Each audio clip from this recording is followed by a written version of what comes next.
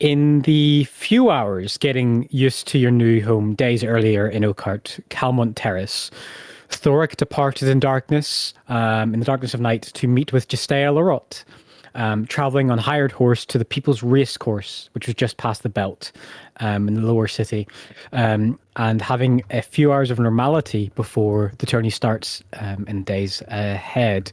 You shared an evening there and departed hours later. Torko and Learnock studied hard on the new books gifted to them by the rescued Thesnir priest days earlier, who you all fought with a strange, convoluted, twisted tree, which is now destroyed. And is also the reason you have all been earning the right as heroes of Oakheart, and why you have this home now. Hendrik and Orly, in this time of everyone else doing other stuff, were invited out for a night of drinking by Arthur Trunauer, the Golden Dragonborn Inquisitor of Tyr and the right-hand man of the High Lord of Erith. He told them of what would happen to Maldum Threnic. Even with his body being liberated from the demon host, there is no way someone like the High Lord would let such a personal matter lay, and that he did lie to Hendrik, that Maldum is to face justice in the capital. The High Lord and his daughter are staying for the course of the tourney, so we are days out from any actual effects happening to Maldum. With all that said, to not let his honest thoughts be scrutinized by the High Lord, he passed a scroll of Modify Memory on that night, which Hendrik then used to cover his tracks, and to make you safe and cover your backs. You then all got ready for the morning of, putting your elaborate and well-fitting expensive clothing on to attend the welcome luncheon at the Ellerhen Palace in Crown's Crest. Not before a cylinder-wearing, dressed in red Tame, your herald for the tourney, linked up with you. A free gondola ride up to the upper city, where fame and fortune are mixed like spirits and fruit juice. You are welcome to the estate of the Erlhen family at the side door, who are the direct sponsors of the event in their scion's name. Upon entry, Orly split off, and at a mausoleum almost structure, he spoke with the Zolnus siblings, Esmeralda and Modesto, while there seemed to be some altercation of a bout of pride and desire over Esmeralda herself. The rest of the party witnessed the fervour around the scion bearing the Ellerhen name, as there was a jubilated crowd following him around, and he is protected by Ravensword mercenaries at all given times. It was then, at the tail end of that, coming away from it, still within the exterior gardens of the Erlhen Palace, that Naka Cirrus, Lyranok's demi-angel counterpart, meets with him. And beside him is a tiefling officer, a squire, accompanying Naka a few steps behind. And he had kind of given this jokingly shouted order that Lyranok's senses as being a soldier never really go away, and got him to snap to attention. And while Lyranok is led off with Naka and they start to catch up, that's right, Lyranok, you have to wait a little bit longer. What do the rest of the party do? So Lyranok is led off within the direction of the banquet table in the lower parts of the garden, kind of next to the rotunda where the orchestra is playing. And what do you guys want to do? You did forget one thing in that summary, in that Orly is aware of everything that Hendrik's aware of, and Orly promised not to tell the party about the High Lord doing some illegal murder stuff. Yeah. After, and he lied to me about it. He's going to tell everyone. Cause drama early for no reason, for no benefit to anyone. This isn't even Hendrik that's upset. I trusted you early. So the four of you in your fine clothing plus Tame are standing around as Lyranok walks off in the direction of the banquet table, having small catchings ups with Naka, this military officer.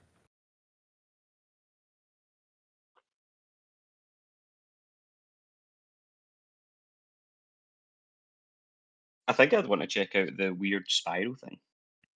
Okay. Yeah. There was something about that was interesting. Sure.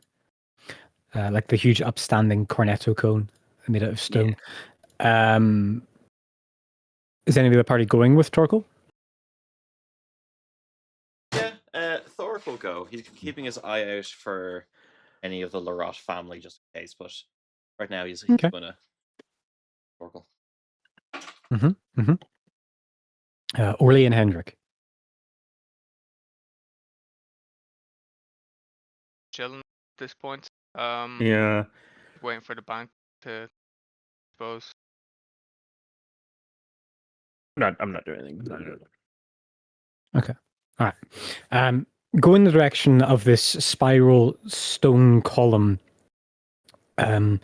You see that there is an adjoining like kind of bridge about like 4 or 5 levels up to it that connects to the main palace itself. There seems to be a lot of like house servants around this itself. The exterior of the spiral is painted beautifully in that it looks reminiscent to a cloud.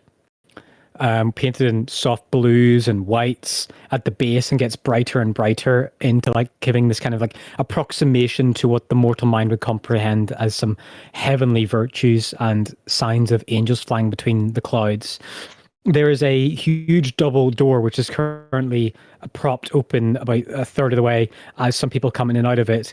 And they're in the process of like putting up like rope ties from barrier to barrier to make like a entryway that from the main door out into kind of the pavilion adjoining to the side of the gardens, as well as doing a similar thing of on the exterior levels there are stairways going up on either side to higher points of the spiral like structure.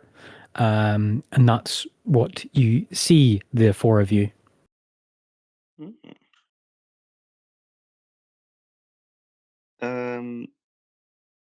Yeah, I think I'd just like to take time to see to walk around it. Like, to go if possible, if it doesn't disturb the people who are setting things up, they need to stay up to walk up those stairs and things like that.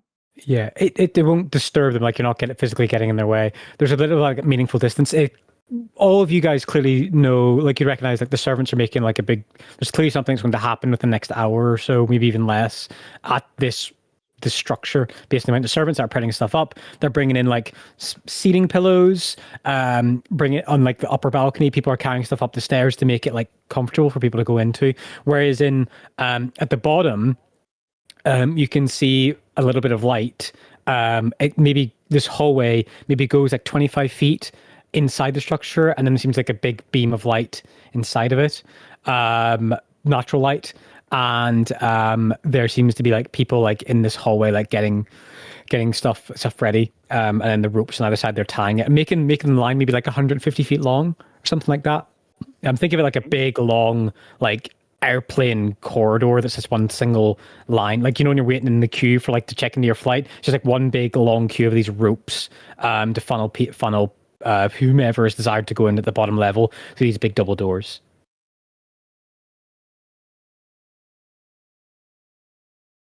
Is there anything inside it, or does it lead to anywhere? The large hallway. The hallway seems to be, it goes to the interior middle of the structure, based on the design of it. Again, like you can peek in and stuff. Like it's not like people are like, oh, you can't look. And there seems to be like a raised platform of steps for people to stand up into the middle of it. All right, okay. Maybe one person at a time, or maybe a handful. Yeah, Tork will just mingle around, taking in the architecture, but he's not really necessarily looking for anything specific. Okay.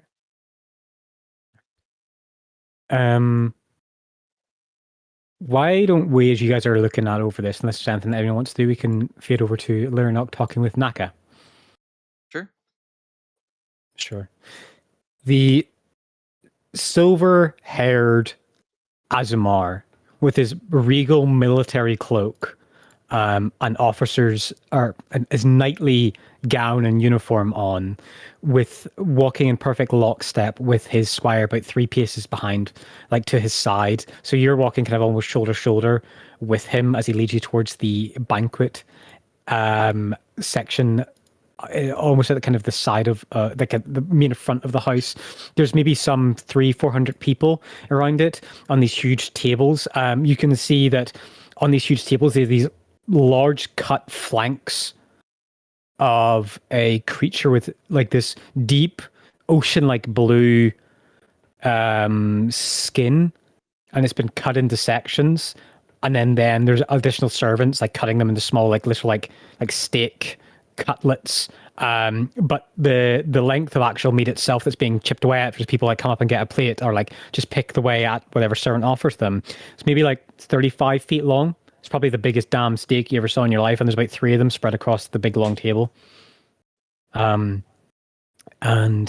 there's a almost Victorian exuberance to the strangeness of the delicacies and weirdness and sweetness of the desserts and entrees and sweet fruits that are all on this table. And at any given time, a servant walk past with a glass of wine. You can just, or a shoot of champagne. You can just like lift one off a platter as they're carrying it.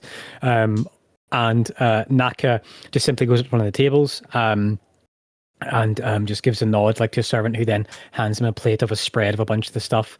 And he looks at you, Leonok, and says, I hope you're not going to celebrate the festivities of today on an empty stomach, Leonok. No, I would certainly not want to do that. It would certainly be a waste to see all this, me to not enjoy this food as well. Good. Take your fill. Varn will do just that. He'll just go through and be picking some bits and pieces that he likes the look of. He'll definitely sort of try that steak, I think. Yeah. I think once he's done that, once he's got his he'll keep it relatively like a little bit light. He's not going out of his way to like stuff himself, but enough to be like a satisfactory amount. And then you'll look at Naka. Oh, sorry. Yep. No, you go for it. And then you'll turn to Naka and sort of be like, things suddenly have changed for us. Do you remember when we just recruits? The meals we got? Do you ever think we'd be enjoying things like this? Steamed rice and boiled beef. I have never taken to ordering it since we arised from the ranks of being squires. No. Are the rations still as bad as I remember them? They've improved marginally over the years. Of course, with the Unbreakable, our ration wagon and logistics supply is much more limited than that of the other orders. Why It helps to have a priest to summon food and a seasoning packet in your own personal bag. I remember. Do you miss the it? same meal? So then, like, Lauren also almost like goes to respond, and then just takes a moment to sort of rethink. And I miss parts of it. I remember the camaraderie, the brotherhood, the equalness between us all. But I do not think I would be returning. I find my path elsewhere now. Makes a nod and a look towards your medal and says, well, you've done something recently, with a kind of side eye, a light jeer of a smile. Do you want to explain how you got that to me? Well, I suppose it's true that my days of fighting are not entirely gone, not entirely past me. Have you heard about what's happened to... I need to check the name. The Hearst, that was it. I was thinking Hearth. That's right. Have you heard anything about what's happened to the Hearst in the city? I did. He finishes like chewing on a piece of steak in between the talks he's had with you and just passes the plate to his squire, then sets it on a nearby table. She just gives a nod and rubs his chops a little bit. Yes, and goes to move to sit down somewhere else, speaking at the same time. It was explained that there was some type of malediction affecting the Hearst, and now it has been solved. And although it looks disproportionate and disturbing to most, the Thesnia faith assures all that the forest will regrow and the Hearst will return to what it was. Well, I certainly hope so, but my apologies before I explain. I'm really sorry. He's going to turn to the squire and I'm sorry, I do not believe we've introduced. My name is Leonarch Avalon. I was a member of the Unbreakable some time ago. May I ask your name? She looks first at Naka, and Naka just gives just a downward like nod. She says, "Gracilia Brito, Your Holiness." It's good to meet you, Gracilio. Mm-hmm. Naka then continues the conversation through the same vein, and he says, "You're saying you had quite a part to play in events linking this effect of the Hearst?" Yes.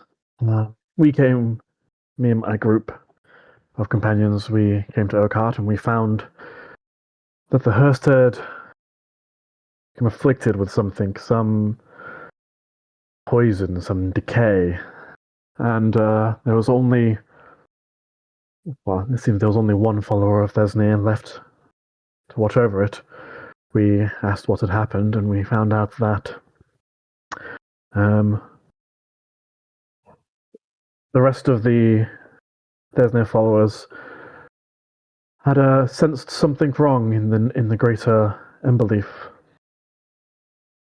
and had journeyed there to make right, but there had been no communication from them in some time. So, the one remaining follower, well, we offered our aid. We went there, and to see if we could offer aid to them. Unfortunately, the situation was worse than anticipated. We were able to remove the blight, but in doing so, the backlash caused what you saw to remain, or caused what was the remains of the Hearst now. I certainly hope it will regrow, and if it is Thesnia's will, I have faith it will, but we shall see. I would have hoped to have heard of it sooner, but I was quite mislaid filling in for the Grand Master in the past few days in the Twin Castle. So the reason why I'm here attending, gives a smile. And are you attending as an invitee of the Archzealot, as thanks to your medal awarding? Not quite. I am attending as a competitor, though I have... You've entered the lists, Leonarch. Gives a... in your old age, I did not think you had it within you to enter more tournaments. Yes, it is. I thought so too. But my friend, my companion, he has some more significant stakes in the tournament itself. I have joined mostly to aid and support him, really. An alliance of entrants, that will make for a fine spectacle. I wish I could too also enter, at least to have some more fun rather than clearing up clerical errors and chasing military reports, but I've been assigned to be a watchful guardian over the entrance which bear the Order's mark, and to make sure that they facilitate and do not embarrass the Order's standing.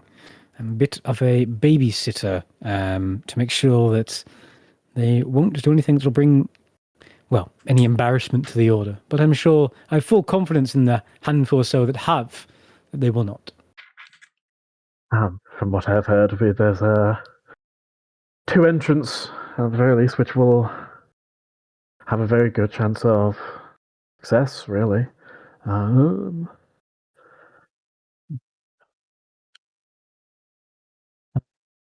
Quite some fierce competition, but we shall see how it goes, really. An old war hero like yourself, I'm sure you could teach them a thing or two, but I gives a kind of like look. They held up well against the Saint in their Yes, training regiment the other day. I heard. I was quite impressed. It is not just anyone that gets to train with the Saint. Was that their common, or was that something special for the tournament? Make a persuasion check. Hey. I'm good at these, so hopefully I don't cock it up. Natural 20. Wow. 31. Tell me everything. He says, no, it is more of a fever. The Zolnus patriarch and his father before him, Helder, were all knights, you see, and as a request to the current Grandmaster, they have been lodging for somewhat of an extended sparring contest with the Saint for some time, and just so managed to happen just before the tournament. But they have been on the case of the Grandmaster for about 6 or so months. Sorry, quick. So I believe it was Esmeralda and Modesto? Yes, they're the two. It is those 2, okay. Yeah. Unfortunate for them indeed. But somewhat surprising to hear that they requested it so heavily. After they have no small number of tournament victories under their belts already. The Saint's presence is always needed in the north should the worst events and the retreadings of the past happen once again with Teal'c. But she is already departed and is on her way back to Arborough Fort. And the Grandmaster is travelling with her to review the current garrison of the Unbreakable there. So I am here, left, watching over at least the Order's perception and identity here in this tournament. The Seneschal is filling in for him at the castle.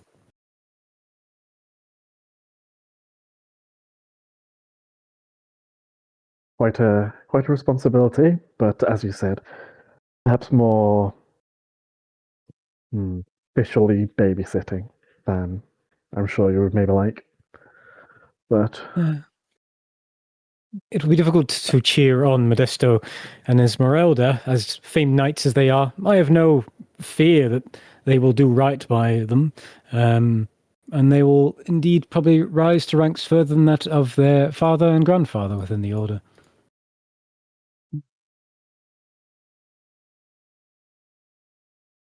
Perhaps so.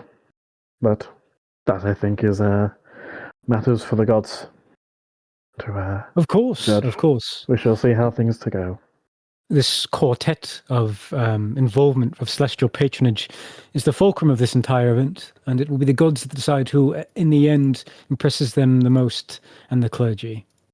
And he seems to look around the crowd and sees to see someone he recognizes and says, "Oh, it has been heartwarming to see you, Lernok, and I wish we could catch up more, and we will in the days to come. But I just want to leave you something to think on it. The Order is always there. You don't even have to be a frontline sword swinger anymore. There's official capacities, ambassadorships to other orders, includes a military pension. And like the person like actually hasn't seen him yet, he's just like directing it. And finally, Lernok, unlike myself, I haven't seen you taking up your residence within Eastern Radiance in the capital yet. I was beginning to worry if you ever would or not. I've taken myself quite fondly to a wandering person right now. I do not feel it right to take up my residency there just yet. Perhaps I will one day. And a non-combat role in the Order, I will heartily admit, is somewhat tempting, but for now, I think there is still too much for me to do, too much to atone for. When you say atone and you have that kind of more somber tone, he seems to ignore you. If person's walking off and his attention focuses right back on you. Lyranok, I puts a hand out and then goes to touch you, then stops him doing it. There are people you can speak to about your experiences. Very talented Nemellan healers of the soul and mind that could help you deal with this grief. You were a soldier, as we all were. We all had to do things that did not feel right in the moment, but looking back on, were the correct choices. We saved the people around us, and by, in effect, we let mothers and fathers go home, children being able to have a life, to have scholarships, to have freedom. And ultimately, that's the path the gods intended for us, with our blood specifically. We are conduits for their will. And you should not wonder so much so on what that means and the effects that you've done. I'm always here to talk if you need some. I do appreciate it, I honestly do. But I have made my commitments right now. I do not feel I can, in my heart, join up just yet, but I will also return the favor. I may not be fond of warfare and battle and the need for it, but should you ever need help, call on me and I will aid you however I can. There may be a time yet. I have a family now, and I have told my great-grandchildren of many of my old barracks stories and early campaigning with you at my side. They'd be highly interested to meet you and see if the tales I've told them are true in fact, as I have a tendency to speak to the dramatic and fanciful rather than the truthful. But you know children, and especially young children, and their attention spans these days. Oh, they certainly love tall tales. The taller the better. I would be honoured to meet them. One day. They're all in Eastern Radiance, as I will be once I have finished this post and will return to my ambassadorship within the capital on the Unbreakable's commands. So, if you're in the capital, after the tourney concludes, you may find me there. Will do so. I do not know if or when we will be returning to capital yet, but I would be pleased to come meet you there. Good. Forgive me, Lyranok. Many hands to shake, many blessings to speak, and ambassadorships to wax and wane on during these next few days. I will enjoy watching you and whatever friends that you currently were standing with partake in the tournament. But watch out for Modesto's kick and Esmeralda's glaive. I will do so. They seem quite competent, and do tell them to take it easy on me if you meet them. I'm not looking forward to the bruises. I can promise I might not get a word in, but I will certainly tell them who you are, as your records in the annals, and they are aware of who you are. Whether or not they've put a old historical name to a face yet, I'm unsure of, but they may indeed seek you out to challenge you, as you once were the tournament winner of Oakheart. Farewell. As he's saying that, Leonark will sort of, in the jokey sense, sort of go, "Ooh," like not like actual fear, but just the like the light-hearted, oh dear, that could be trouble. And he says, he just turns to his squire and goes, Brito, and she just falls in lockstep behind him as Naka leaves. And you are like at this. Yeah, go ahead. Insight check them between the two of them. Like, do they seem? Is it like purely official sense in terms of, or is she scared, or is like what's the squire like? Make an insight check for her.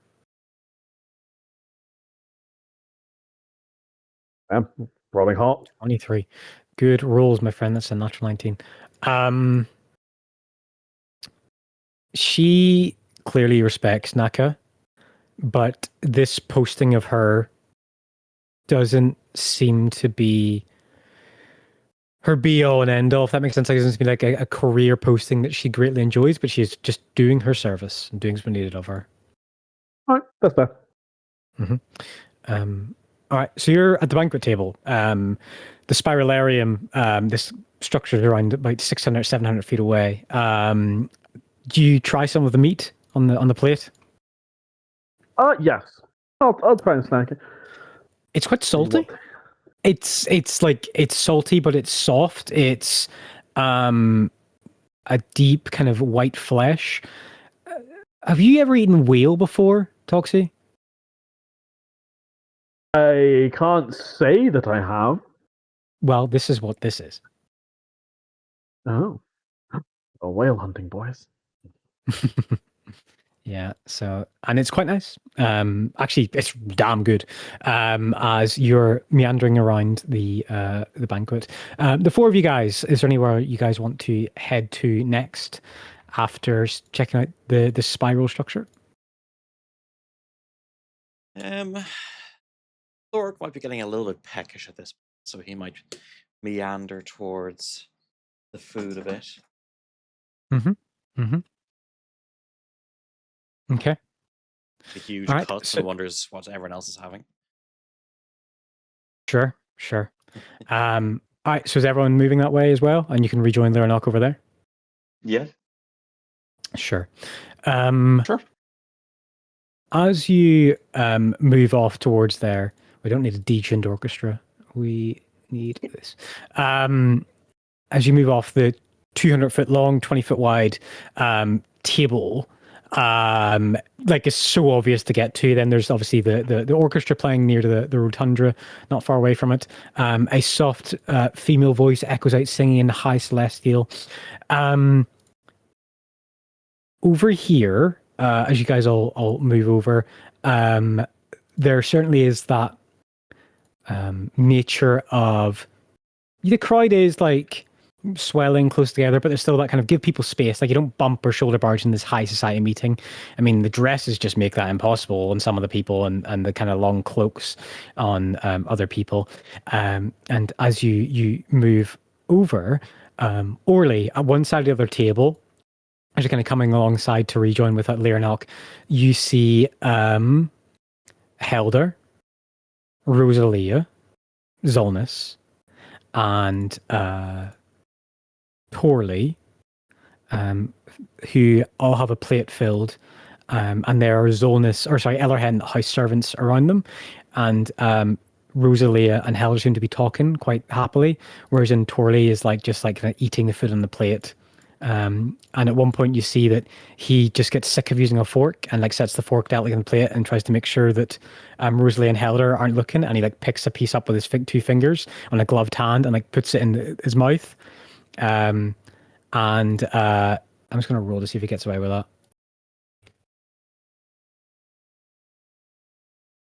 Okay. Wow. As he puts the piece of food in his mouth, Rosalia turns over and just gives him a look and a shake of the head, and she tells him to like something like scolds him a little bit, and he takes off the glove and then goes to leave somewhere like classically telling like that teenager like telling them to like button up your trousers or tighten up your belt, like that kind of like thing. And he like kind of gets that groan of like, oh God, authority figure. And he goes to wander off somewhere to maybe like a washroom or something. So Torley is leaving Helder and Rosalie's company. The table itself, Mhm. is there space opposite of them? Yeah. So if you imagine you're on one side of the table and then the other, you would have to go like all the way around, like another like 100 or so feet to get around. But you could talk over the table at them, but bear in mind, you'd be talking over a massive slice of whale steak, and like you'd be talking over servants and stuff. But you can go around and speak to them. I'll if they catch my attention, I'll just give a nod. Yeah. I mean, if you're not making any effort to hide, I think they would eventually notice you. And Helder will raise a glass. Helder is wearing the full regalia, the most austere, impractical, delicate, old-fashioned Nedlin robes of a high priest of Nedlin. Meanwhile, Rosalie is wearing a more formal gown with her hair bundled up in like a kind of draping hat over her shoulder blades.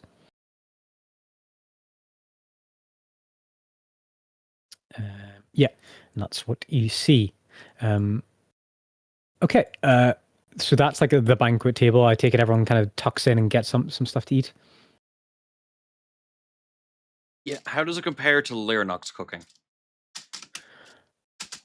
How does watching the sunset on a TV screen compare to the real thing? It's damn good. It's really good food. No, I feel that's fine. I feel there's a difference between I'm a good like hobby chef, and then these are professional chefs. There is just no matter what, there is just a difference in like there's just a different level to it. So as you guys are filling up your plates, the music of the orchestra stops, and there is a clapping of like people around, like everyone who's like, they set the plate down, they set the glass down, they clap like between like the glass in their hands as the entire like thing seems to clap. It seems to be like a pause in the orchestra's performance, and people start to move outside of the rotunda, the audience that were in there.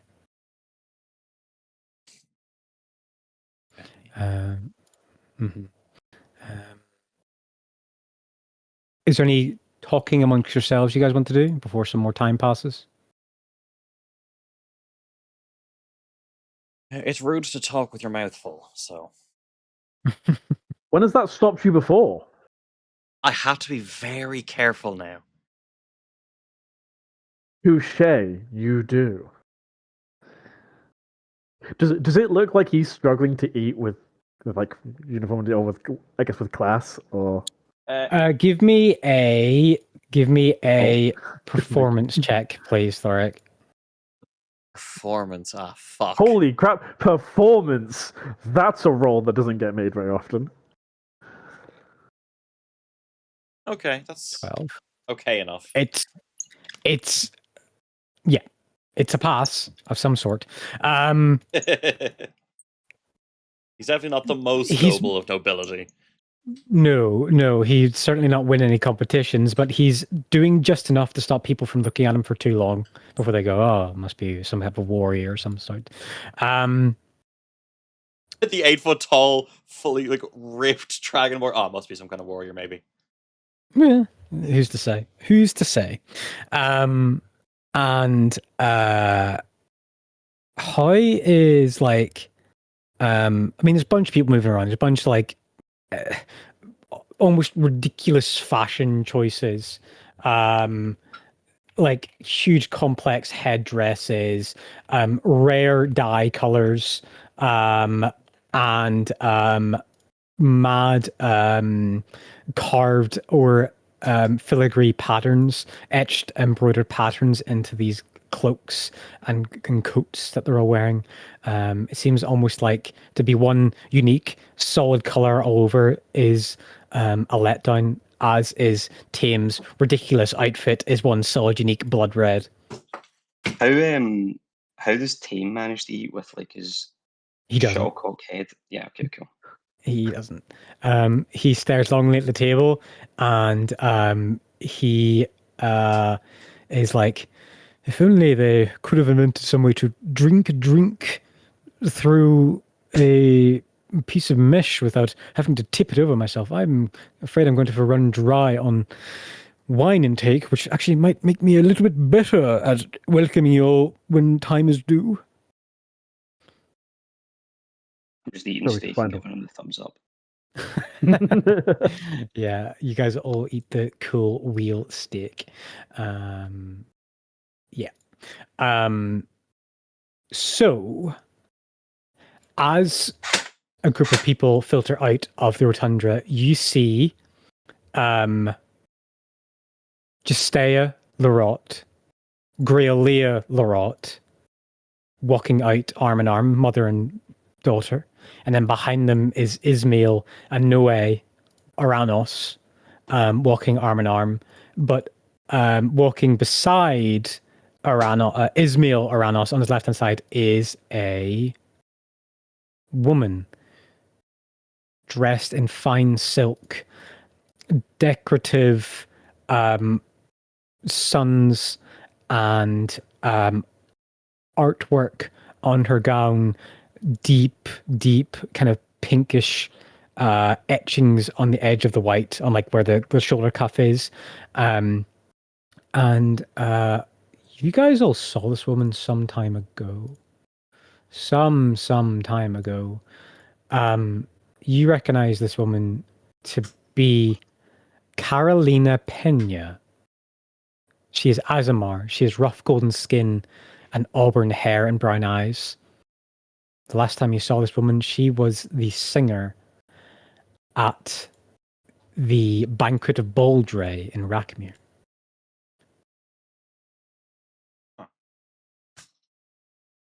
That ringing bells for people? That has been a while for No, us. I'm stupid. Now. She was the woman who sang the song about loss, about Teoland, that pissed you off, Hendrik. Oh, that's That was right. like literally session like 1, wasn't it? Yep, yeah, it was. Yep. Oh, that is it have been some time. Mm-hmm. But you recognize her, like you, Azamar. Yeah. Do you say she's like walking specifically with those two, with the She's walking beside. She's walking with a smile on her face, walking beside Ismail as Ismail's talking to her. But he's in like an arm. He's like there's a respectable distance between the two of them. And then Justea and her mother are in front of Noah by about 10 paces, and they seem to be heading towards the banquet table, as well as Ismail and his mother. Yeah, but it is close enough that they're clearly walking like as a group. Yes. Yeah. Okay, that's fine. Okay, that is fine. I think Luna's eyes were probably just gonna flick to Thoric a bit, like gonna see how he handles this. Like, does he want for us to do a duck and cover or anything, or is he gonna? No, you're my friend, so I'm happy to have you with. So Thoric is not going to walk right up to them, but he's going to walk into Justea's point. Justea's yes, field of vision. Field of vision, that's it. Yeah. Into her field of vision and just sort of see if I can gather from her whether it's a good idea to approach or not. Sure. I would like you to give me how would I word this? Because you want her to see you before either Ismail, Noah, or her mother sees you, right? You want to time it so when she picks her head up, she sees you rather than the other cadre of them. So why don't you give me a survival check, please, to navigate through the crowd to do that? Okay. Survive the wrath of the mother. I would like to swap that out with a 10 to make it a 12. Okay. Very well. Very well. So you manage to stick close to the banquet table as some of the party kind of stands a little bit back, and you do manage to, over the course of 2 minutes, as they wait in a line between before servants hand them a plate, and there's just like someone handing a plate, like actually was reaching, like this gnomish woman, like almost reaching up a plate to the huge dragonborn form of Justale Erith, and she gives a curt nod, and she picks her head up to raise her head up. She sees you, and she locks eyes with you for a moment, and there's an untepid, like just rush within her chest to like smile, and a catching of herself, and she gives you a meaningful smile before then she moves aside to let her mother take a plate, and Grail Leia, this black dragonborn woman, sees you instantaneously and just gives you a scowling, abhorrent look. And before she's handed a plate by the same gnome, and it drops to this absolute, just pure smile of appreciation to this servant, and then returns back to scowl to you. And then Ismail and Noe have had another servant serve them, and the 5 of them again go to sit somewhere or off of the main kind of queue to the food, and they go to sit somewhere to eat. Well, that sign can't stop me because I can't read. The Thoric is going to make his way over to Justea. Okay, is any other party accompanying him? Welcome to. Yeah. Well, wait. Does he want us to? You're welcome to. I'll hobble along to give him moral support. Sure. All right. The 2 of you go along, and literally, like, some people who were like already sitting there, they see who's approaching, and they all get up and clear space, and they take their plates with them to clear space for the Uranos. And Ismail stands forward and holds a chariot for his mother, and does the same for Noe and Grail Leia, and offers a seat to all of them, plus the Azamar singer Carolina, as he stays standing with a small entree plate in his hand, as all 4 women sit around this glass crystal table, and the chairs are a soft bleached wood covered in ivy at the edge of the gardens. And as you approach, do you say anything, or do you wait for them to acknowledge you? As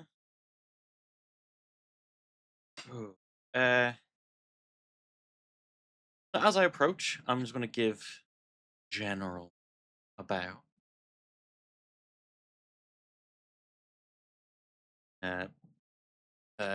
Lady Larot, he says to Justea's mother, see you. Then turns to Justea. Justea. Wonderful to see. There's a nod, and Greyla goes, "Pleasure to see you again, Sir Ferrigan. Is the banquet large enough for your appetite?" And then Justea goes, "Mother." No, it's fair. I do enjoy my food. But as you can see, it doesn't go to waste. He says, like, he pats his arm with his muscles. And Ismail kind of just chuckles a little bit to that when you pat your arms.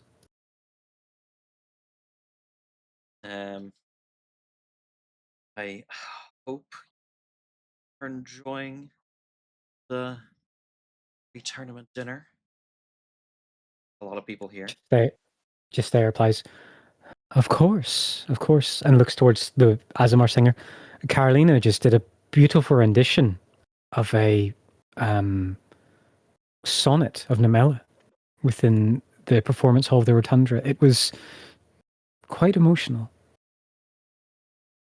And the woman, the Azamar, just gets this kind of embarrassed look, like, "You're too kind, Mrs. Lorot. You're too very kind." Well, at some point, I hope we can experience the same show together. There's a lull and an awkwardness, and then Carolina, the Azamar, around a pause around 7 or so seconds before anyone says anything. Carolina goes, I'm just taking a break. I'll be back on the stage shortly and with part 2 of the performance. Wonderful.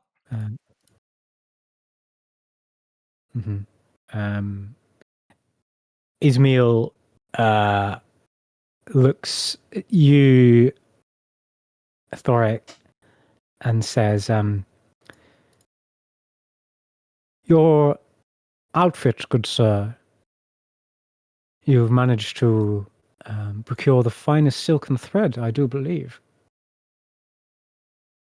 Why, thank you. I appreciate it. And tell me, how is he dressed? He dressed similarly? He is dressed similarly, yes, but is a black and pink edged like formal coat, like you'd wear like a formal do. Yeah. Thorgil's compliment you. You were also very well dressed. I very much enjoy fashion on display here. Thank you. It was my late father's. I have no idea how long ago his father may have died, so I'll comment on that. Mm-hmm. Mm-hmm. Are we enjoying ourselves then? I know you said you had the show, but the social aspect, the food, it's all to everyone's likings. Everyone does like a general nod and smile and yes. Noe, Ismail, they all say. And Noe, Ismail's mother, just asks you like quite kindly, the Amethyst Dragonborn, is this your first time being to an event like this, Sir Ferrigan? It is indeed.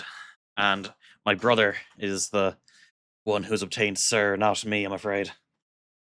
Oh, my apologies. Gulelia, you've misinformed me again about Ferrigan here. And Gulelia just gives a look like, we're working together on this. Like we're doing this on purpose. Kind of look like, if you get me, Okay. like they're conniving women. And no insight needed on that. Okay. And Noe says to you, Torkel, bringing you in the conversation, how are you both enjoying your new lodgings at Calmont Terrace? Oh, they're wonderful. Very kind of Doric here to let me stay with him. Well, it's... And then Thork remembers of what he just did. Oh, yeah, no worries. No worries, Torkel. Extremely kind and giving with his time. His new lords are impeccable. Ismail just replies, I'm glad to hear that you're treating each other well, you new heroes of Oakheart. It is so common when people achieve great status, they forget their equals and they move up in the world and attract new friends. Heartwarming to see, despite the battle you clearly faced, as the Archangel explained to us in the council meeting, that you're closer for it. I think that good people remain good people no matter their status. And he gives him like a pointed look.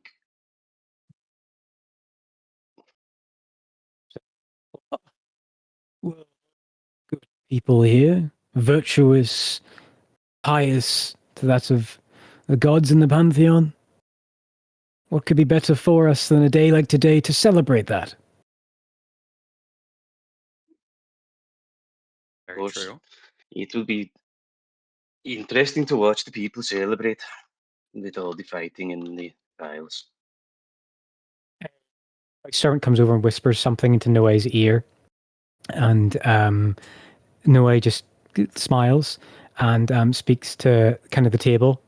It appears that there will be a gathering within the Spiral Arm in the next few moments. next half an hour or so. Ismail, you should prepare your words to the priesthood. And Ismail goes, very true, mother, very true. Justea, Grelia, may we escort you back to your seats? And they both seem to be appreciative, like smile and say yes. Meanwhile, the Azamar excuses herself from the table and seems to go back towards the direction of the orchestra performance. Do you say anything here, Torek or Thoric or Torgal? I just give another little bow to Justea and say, to talk to you. Yes, it'll be. I'm sure we'll find time later. And Ismail lifts her up, helps her out of the chair. Meanwhile, Grelia and Noe go interlock and seem to immediately start talking hushedly while Ismail escorts her back. And the Azamar leads at the front of the four of them as they leave the table that they're at, barely touching their food, but picking at it slightly. You just realize there's this entire spread of cooked food that they just all grabbed, and they've only had a few morsel bites, and they've just sat there on this table. On the table.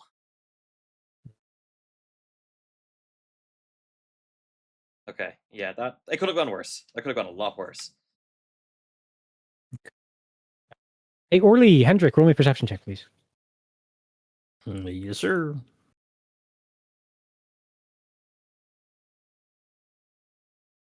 25. 13. All right, Hendrik, you do not notice this. However, Orly, you see over one of the upslopes coming down into a open wing of the palace. You see the High Lord Juratus walking, arm interlinked, holding hands with the woman who seemed to own Hazelvale Manor, Lady Betancourt, as they're walking. And he is wearing his full religious, respected High Lord Juratus office clothes, and she's wearing again a very respectable, more muted, formal gown, and seem to be walking towards this area of the palace together. No escort, no guard. They just seem to be walking together. That's what you see. Is Arthur around? No, you don't see Arthur accompanying them. I give Drake a little nudge and kind of eye over towards the staircase.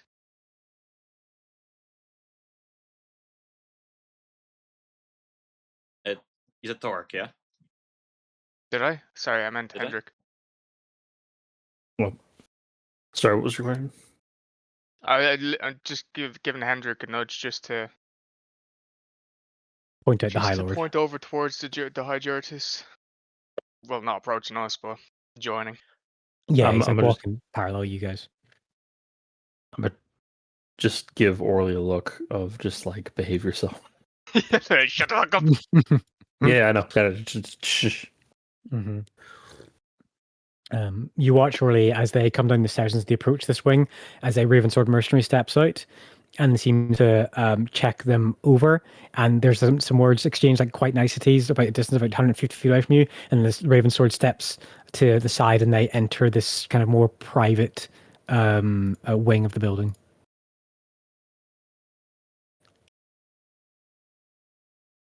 Very tempting. Yeah. I'm not falling. Fuck that. Mm-hmm. Okay. Sorry, I don't have a lot to do here, and there's not anyone I want to talk to. I don't want to be here. That's fine. Uh,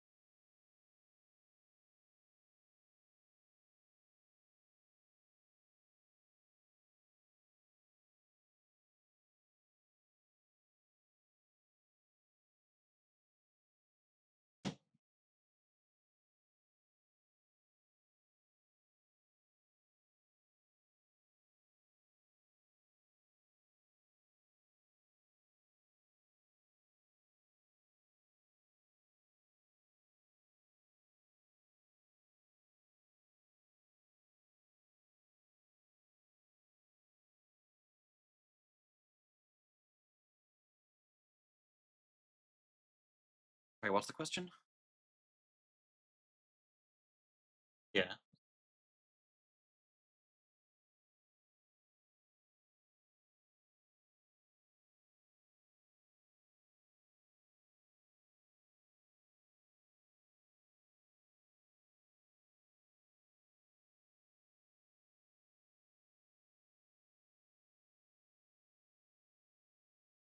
Oh, so he's going to be joining as a participant, as a contestant, is he?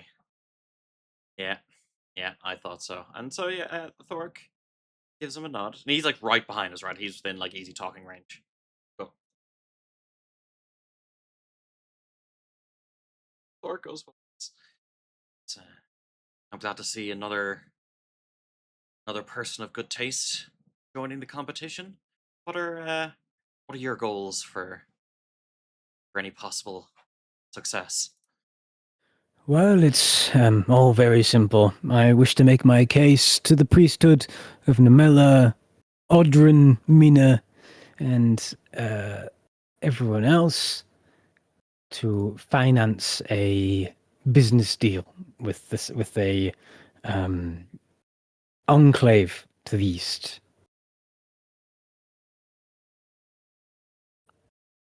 Very good.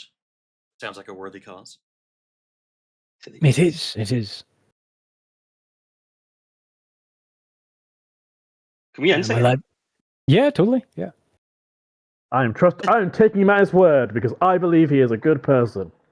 Yeah, Thork is someone who tends to believe people when they say things, so he's like, okay, cool, awesome. Yeah. I just don't understand if he means to the east of Oakhart, which is fucking everything, or like the Yeah. east of the country. Yeah, like what level of east are we talking here? Yeah, because like there's okay east, a bit questionable east, and then you probably shouldn't be doing that east. So let's roll. Oh, come on. Sorry, my Roll20 is loading my character. It's all good. It's all good. Yeah, you may need to refresh it because I was having a lot of issues early on, and it just would not load my character sheet. You might need to bring out another mirror. If you click like the little button at the top, it can make it into a whole new window. I usually do that.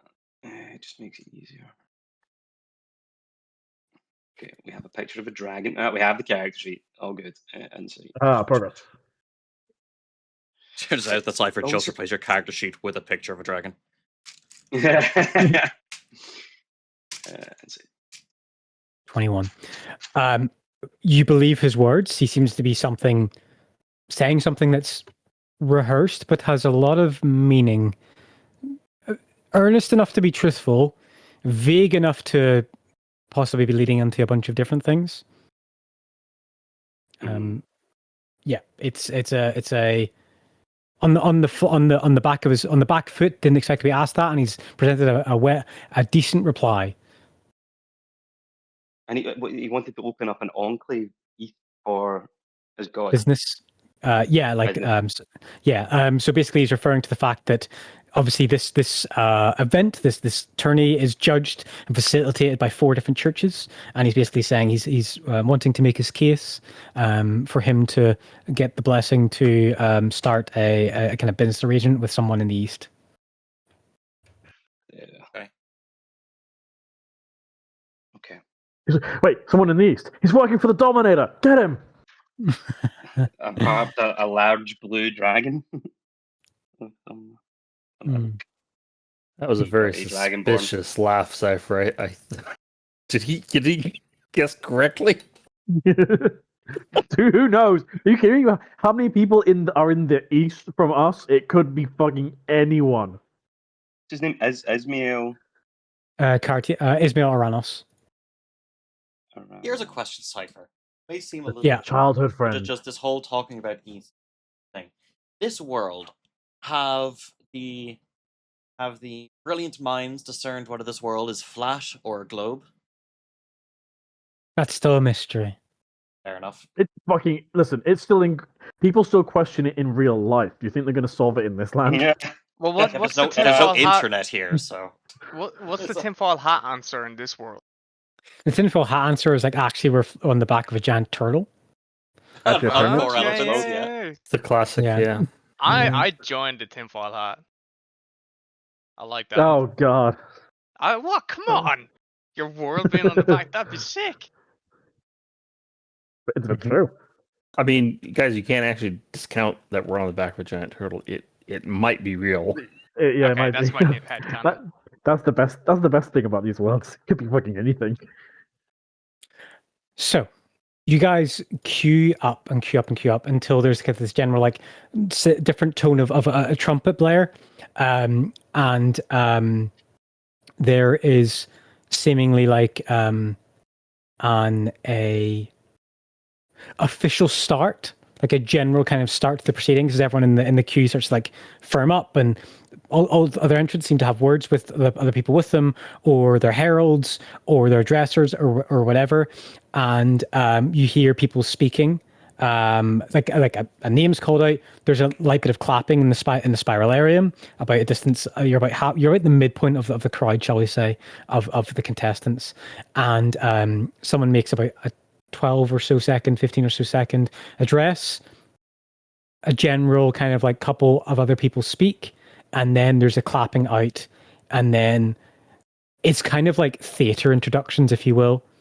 There's a clap, someone's name is called out, there's a general clap of like acknowledgement. You see someone stand up, they stand up on that like wooden platform that you saw, Torkel, and then they speak, they say something, and this goes on for around 10 or so people until you start to hear the actual words as someone says, "This is Africa Sidello, waylayer of wicked spirits." And there's a clap through this like, and like the clap in there is like hundreds of people. Maybe it's the echo, maybe it's the dimensions like echoing up the entire chamber.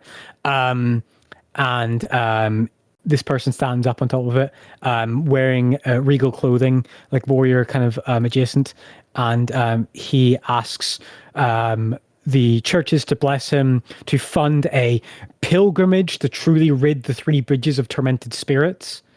And there is a reply of acknowledgement from one of the clergy, and he steps down from it, and then there's a clap for him as he bows and steps off of it. And then another few will pass past until another person stands up. Sir Dario Conabero. And he goes and stands up onto the dais, and he asks for a ship to travel to the southern continent to finance and start a colony of the Pantheon and spread the word and love of the gods. And mixed amongst all of this, there is a few marriage proposals of various like high, nobles in the area. At this point, around 4 or so people have asked for the marriage hand of Ancalato Ellerhen. Men and women.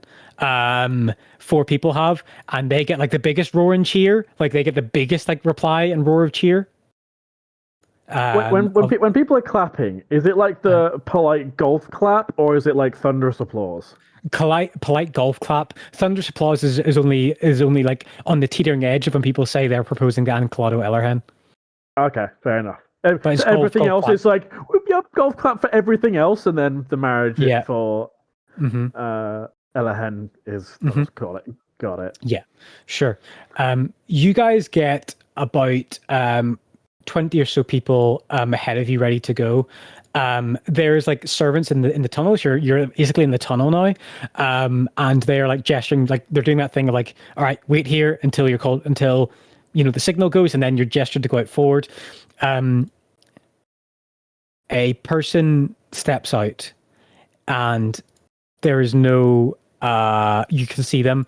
They are a simple cloaks, simple traveler's garb.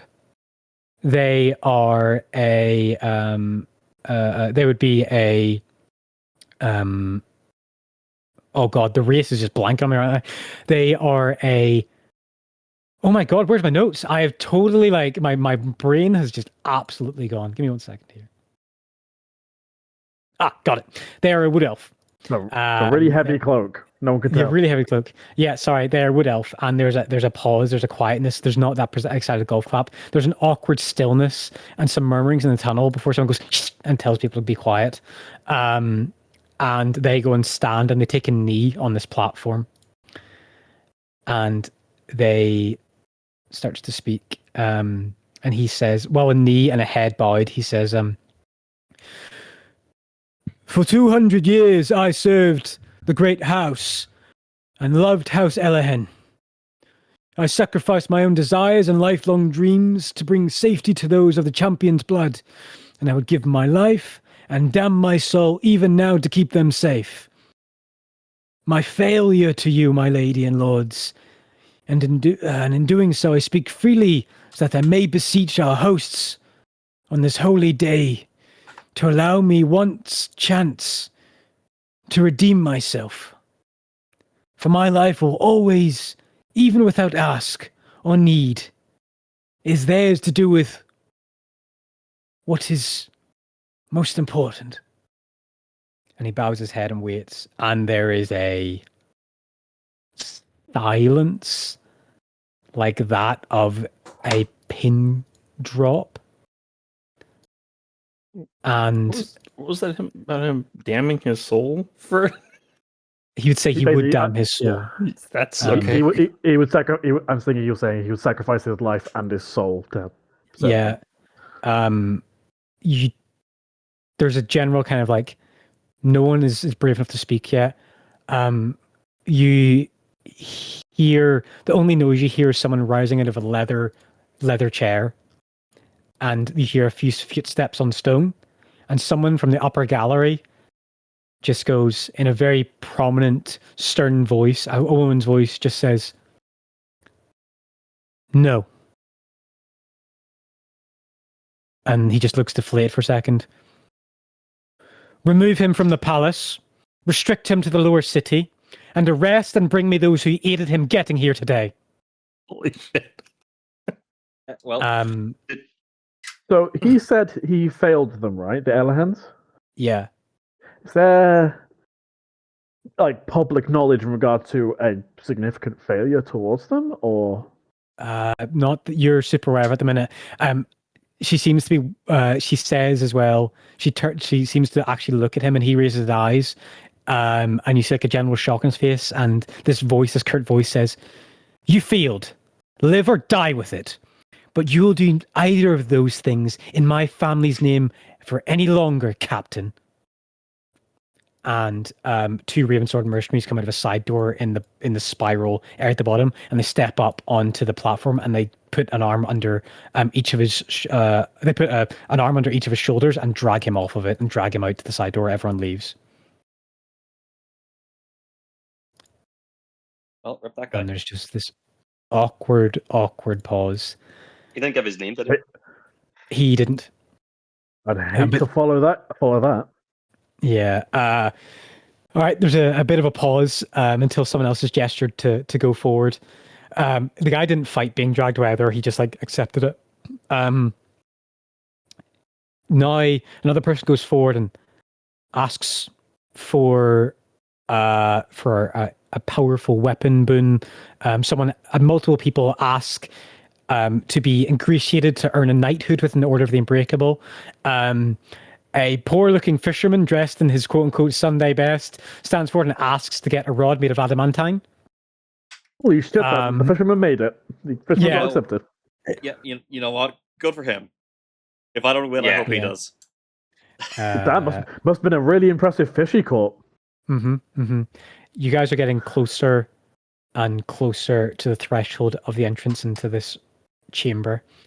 Does it seem like people are bringing their own heralds, or is there like a herald that's like assigned? Like, is it all some people are bringing their own that leave with them, and then other people, and then there's a general one that fills in for people who don't have a herald. Oh, okay, that's fine then. As long as we're not like going to be standing out or anything by the fact that we brought our own herald. No. Right now, Tim is like actually looking a little bit frazzled and panicked. He's like, "Okay, who's going first?" I suppose I'll go first. Sorry. We're all here because of me, so I'll step forward. Go on, team, do your thing. All right. As he steps forward to make the speech, I place a hand on Tame's shoulder and I whisper to him. I say, we all believe in you, Tame. You, as much as you irritate me, you do a good job." And I'll try and subtly cast guidance on him. You can cast guidance on him. That's fine. He can get guidance for his next skill check. I suddenly cast guidance. Like, okay, quiet. I believe in you. Yeah.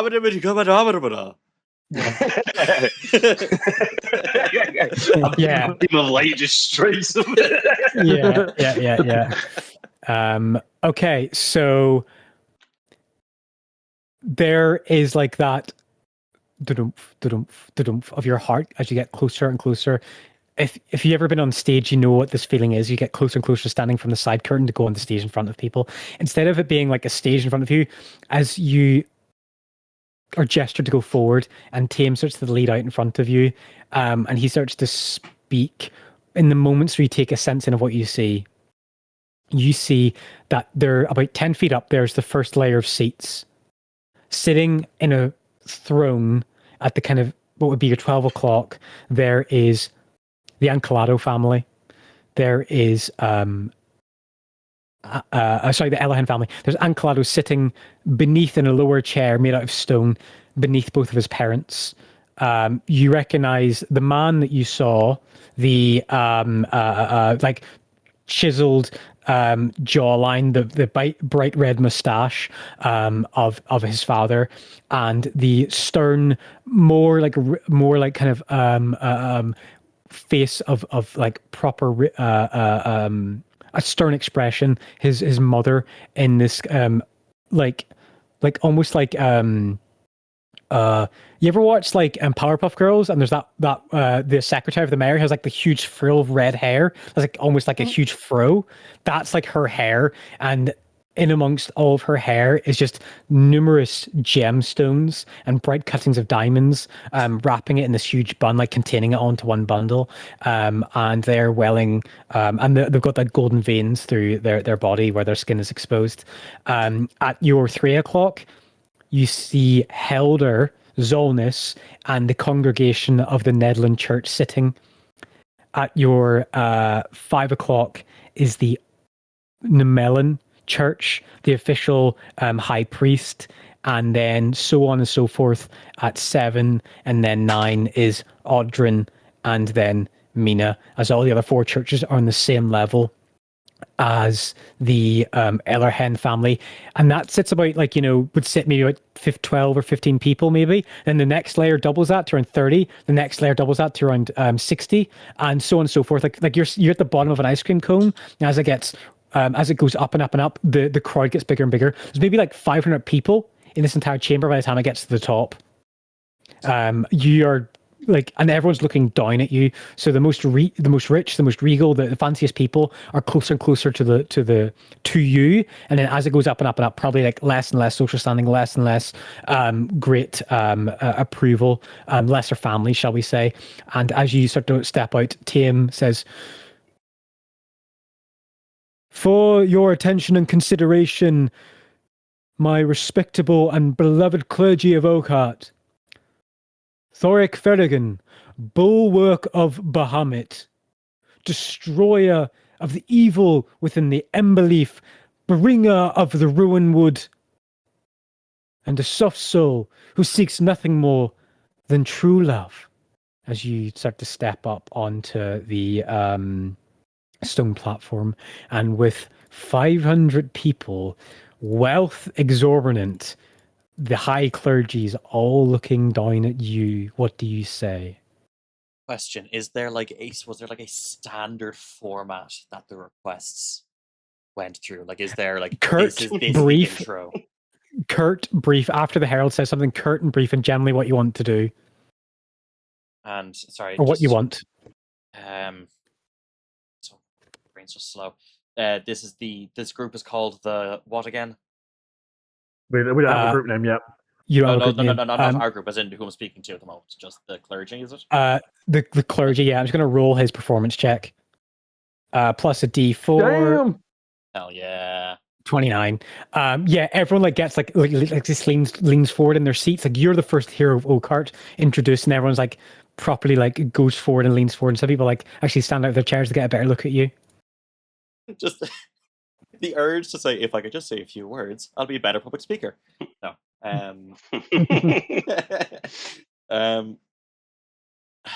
This is just the clergy of Oakheart, yeah? Yes, yeah. Yeah. Okay, so clergy of Oakheart, my request is simple. I wish for the hand of the fair lady Justea Larat in marriage. And there is a pause, and the the priestess of Nemela seems to talk to you. You have to kind of turn to the side and look at them. You see a man, sorry, not a priestess, a man, and he gives a respectful, loving, jovial smile. This heavy set human man, and he says, "It's a soul refreshing to hear of such desire of betrothal.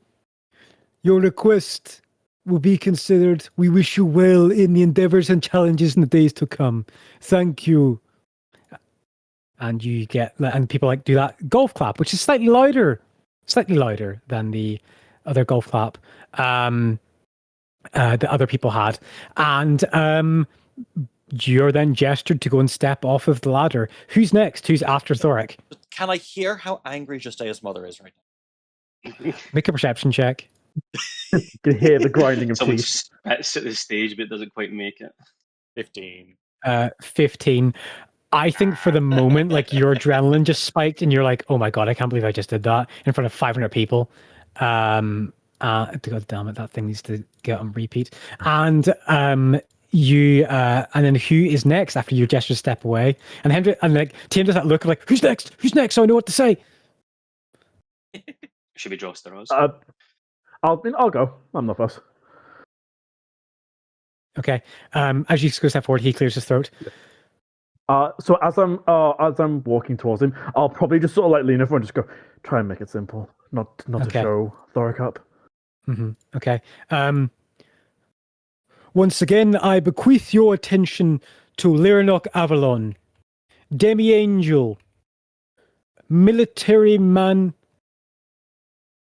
and liberator of the Sunless Citadel, and one of our fair heroes of Oakheart. And there's that kind of again, people are still interested. And he gets a 30 for you. Wow. Yeah, he's got a good performance check. He's a good bard. And you go to stand up on the stone, on the wooden platform. And what do you say? Yes. What do you beseech the gods for? My request is simple. I merely wish for an amount of gold to aid those in need and assist those who cannot assist themselves. And that's it. The Mina priestess turns to look at you, and again a similar acknowledgement, and says, "We will honor your deeds to charity should you provide successful, Lyranok. Be excused and enjoy the games to come." So it's she's an attorney. Sorry. Yeah, they're not going to just do the the nod / bow of acknowledgement to them, and assuming I've been dismissed, I can go. Yeah. Okay, who's next? I'll go.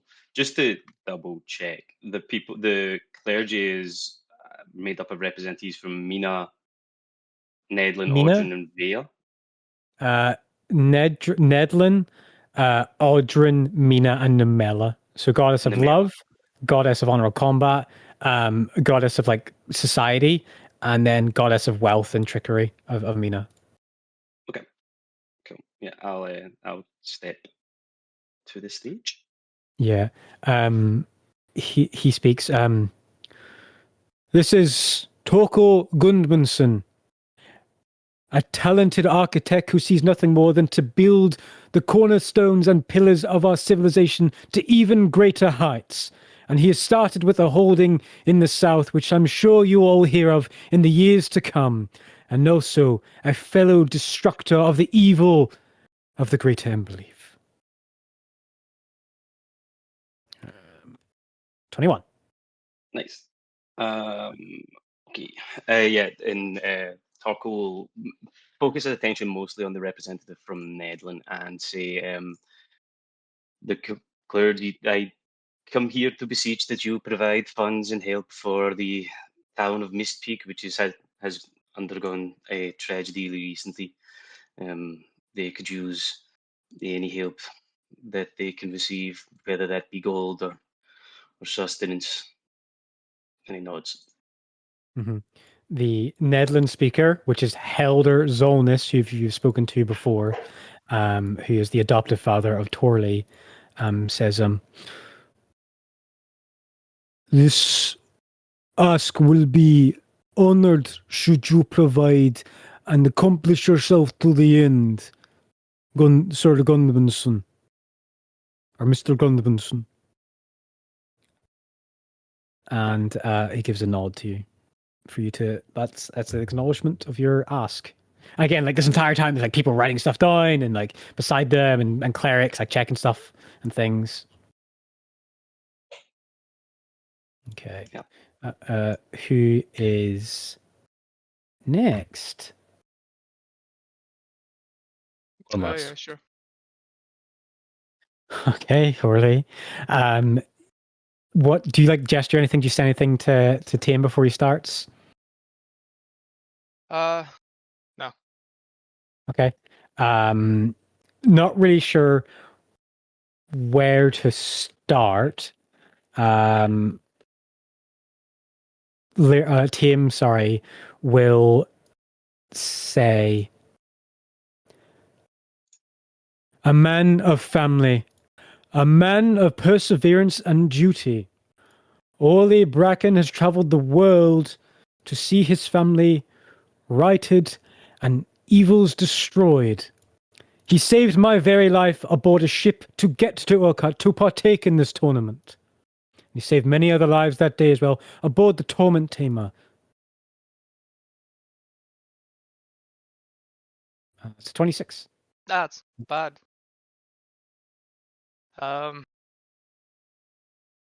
Orly will give a nod towards the clergy. Mm-hmm. You step up Honourable- onto the stand, yeah. Honourable clergy, I simply beseech you to hold priority towards the restoration of the now Runewood, as well as the well-being, the hearst of this city. There's a little bit of a pause before the Ellerhen, speaking on behalf of the church. It would be Martan, Bandera Ellerhen. He speaks up and says, what a great man who asks to help somewhere that is so in ruin. Of course, the churches and all gathered here will do their best efforts. We look forward to seeing you compete, Ole. Because, yeah. Give a quick nod and shuffle off. Mm-hmm. Mm-hmm. So you speak to have that done. Okay. Who is no next? idea, guys. I have no fucking idea. I wanted For gold. I wanted land, and we already got land. Ask for more. Ask to become king. Warlord. So Hendrik, you come up. I wish for the kingdom of Tearland to be handed to me once it's won. Yeah. Ask for peace on Earth. Ask for a second gun. I don't want a gun. I don't want a gun. Ask for an eye. No, I have one that's better. Ask for two better eyes. Okay. Are you stepping out, Hendrik? No, because this is a cool opportunity, but DM, I need some help here. I don't know. Feel You've like had you have, like, a goal.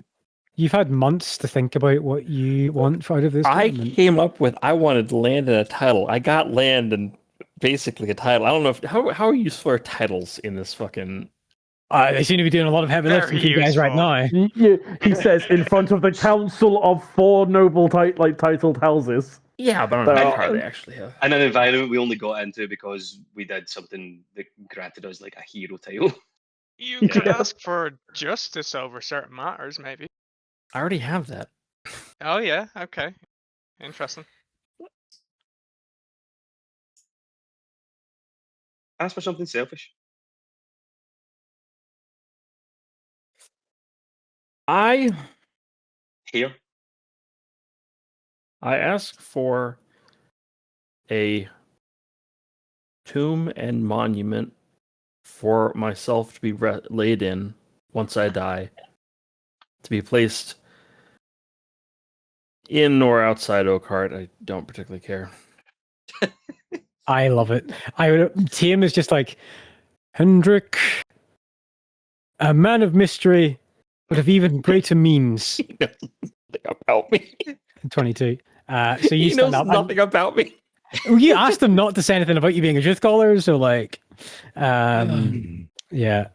Okay, yeah. So the Mina response, because I imagine like you don't want to repeat that again. So meet the Mina cleric would say, yes, this is not an unknown demand in the history of this tournament. For some people, even know that they enter when their lives are short. This will be considered should you finish well and stand tall by the end. And you can step away from it if you wish. Yeah, I'll step away. Okay. There's like you guys got a little bit more of a cheer than anything. I just want to point out a few things out. Through this entire time, there's like some been golf claps. The clergy don't really clap, and neither does the other hens. That first layer of people like seem to be like the general like people. You guys are like in the other hallway. You guys can stand there for a few more minutes and watch the next couple of people hear entrance and things. And this I want is to where watch Ismail's request. he's next. He's coming. Yeah. Oh boy. Okay. So Carolina Pena, the Azamar, steps in after Fian. Tame comes in, and he just says,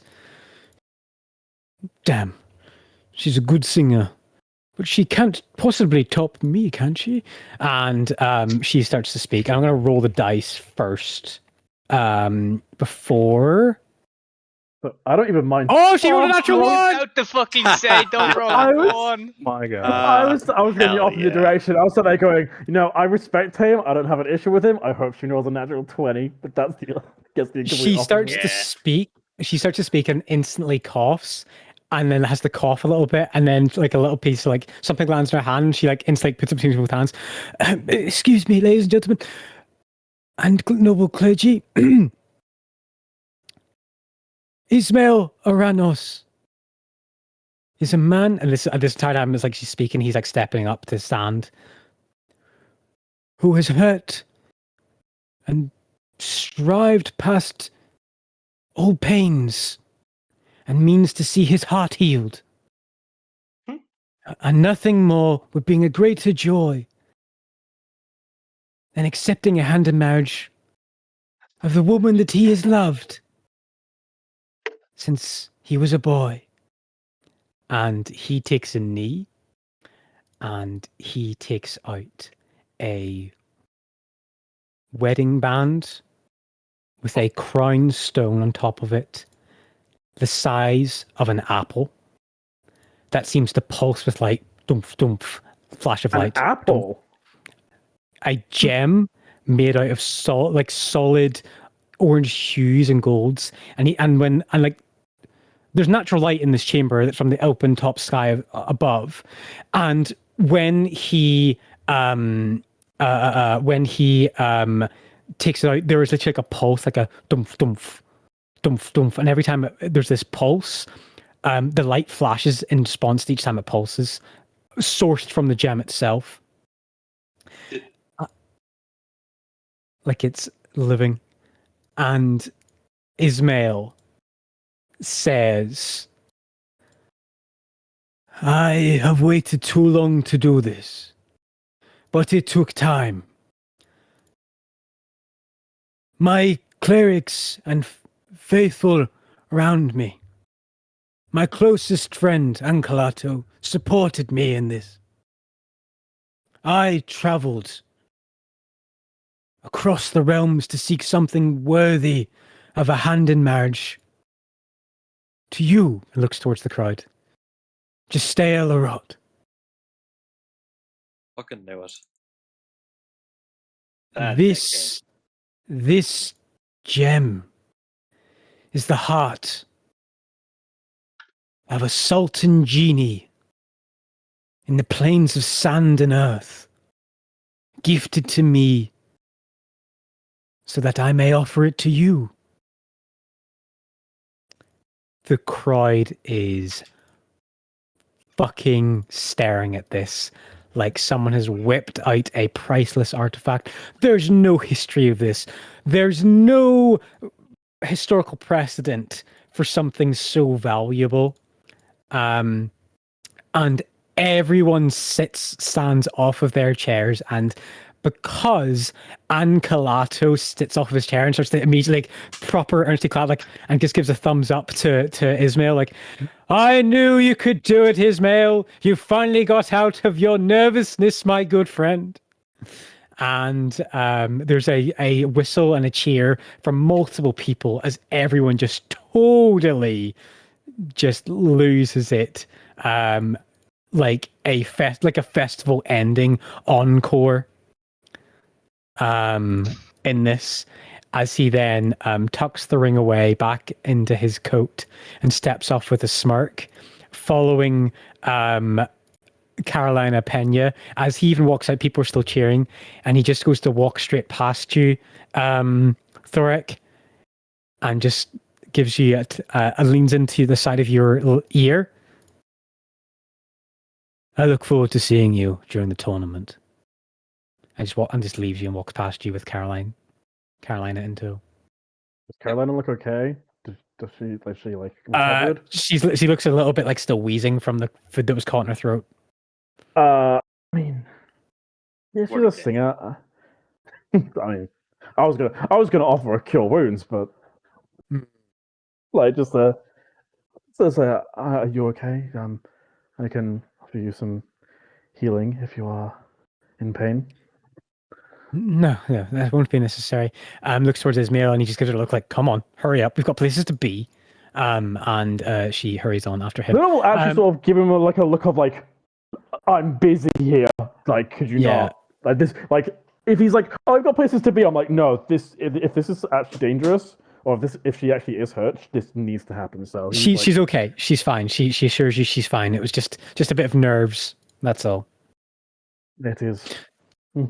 Quite a thing to speak up there. You did well still. It was a good recovery. Yeah, she says, thank you. I must get off. The second go about of the orchestra is starting soon. Once everyone clears out of the spiralarium, fellow angel, I must depart. And she leaves. I'll let her go as long as she said like, yeah, I'm fine. She's fine then. Yeah, I'll let her go without issue. The next few people, because you're like. Some people actually chickened out, so the crowd's got a little bit like some people have actually like from where the crowd was, like the 80 or so people that gathered. Some people have chickened out, so maybe like there's another dozen or so left. Some people stay in this like adjoining larger tunnel to like watch it. Some more people come out. They ask for boons of wealth, of title, admission to the Golden Veil or an Unbreakable Order. Some of them have a spiteful deed they want accomplished, and then the Audrin church labors out spite. Damn it! Yeah. Yes, and next up to some like closing out, like the last people in, as everyone else, the last two to enter in is Modesto Zolnus and Esmeralda Zolnus, as they stand in. They do not have a herald as they both walk up into the top of the stone platform, the wooden platform, and they both lock hands and raise their hands together, and there's a cheer and a yip as their father waves at them with a smile. Calmness is restored to about 20 or so people after what Ismail did. Then Esmeralda, she goes to speak, and she says, "My brother wants nothing more than to compete and challenge himself. No titles or honors can better our own record. I wish that I could say the same. However, I do have an ask for our patron churches."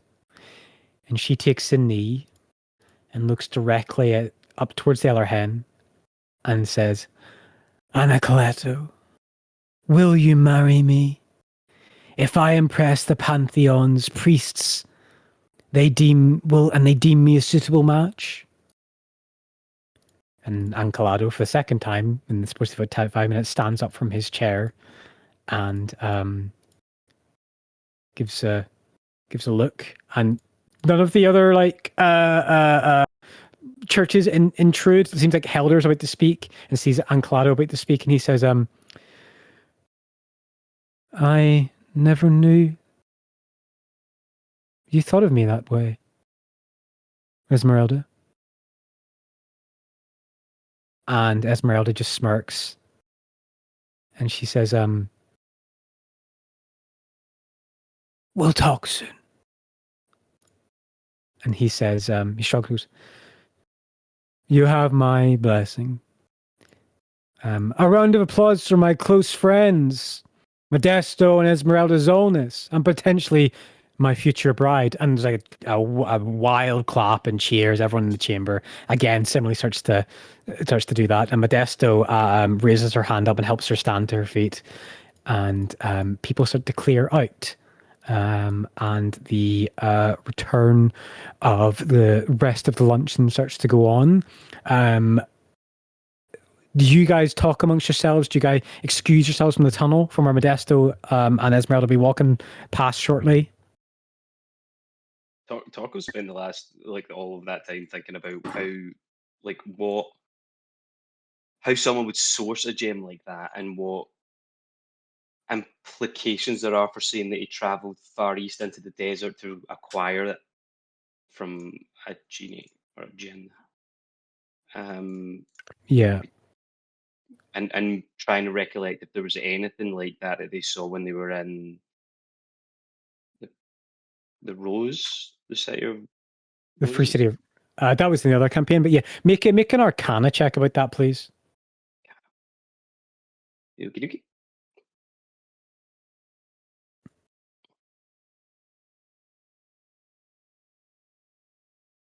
16.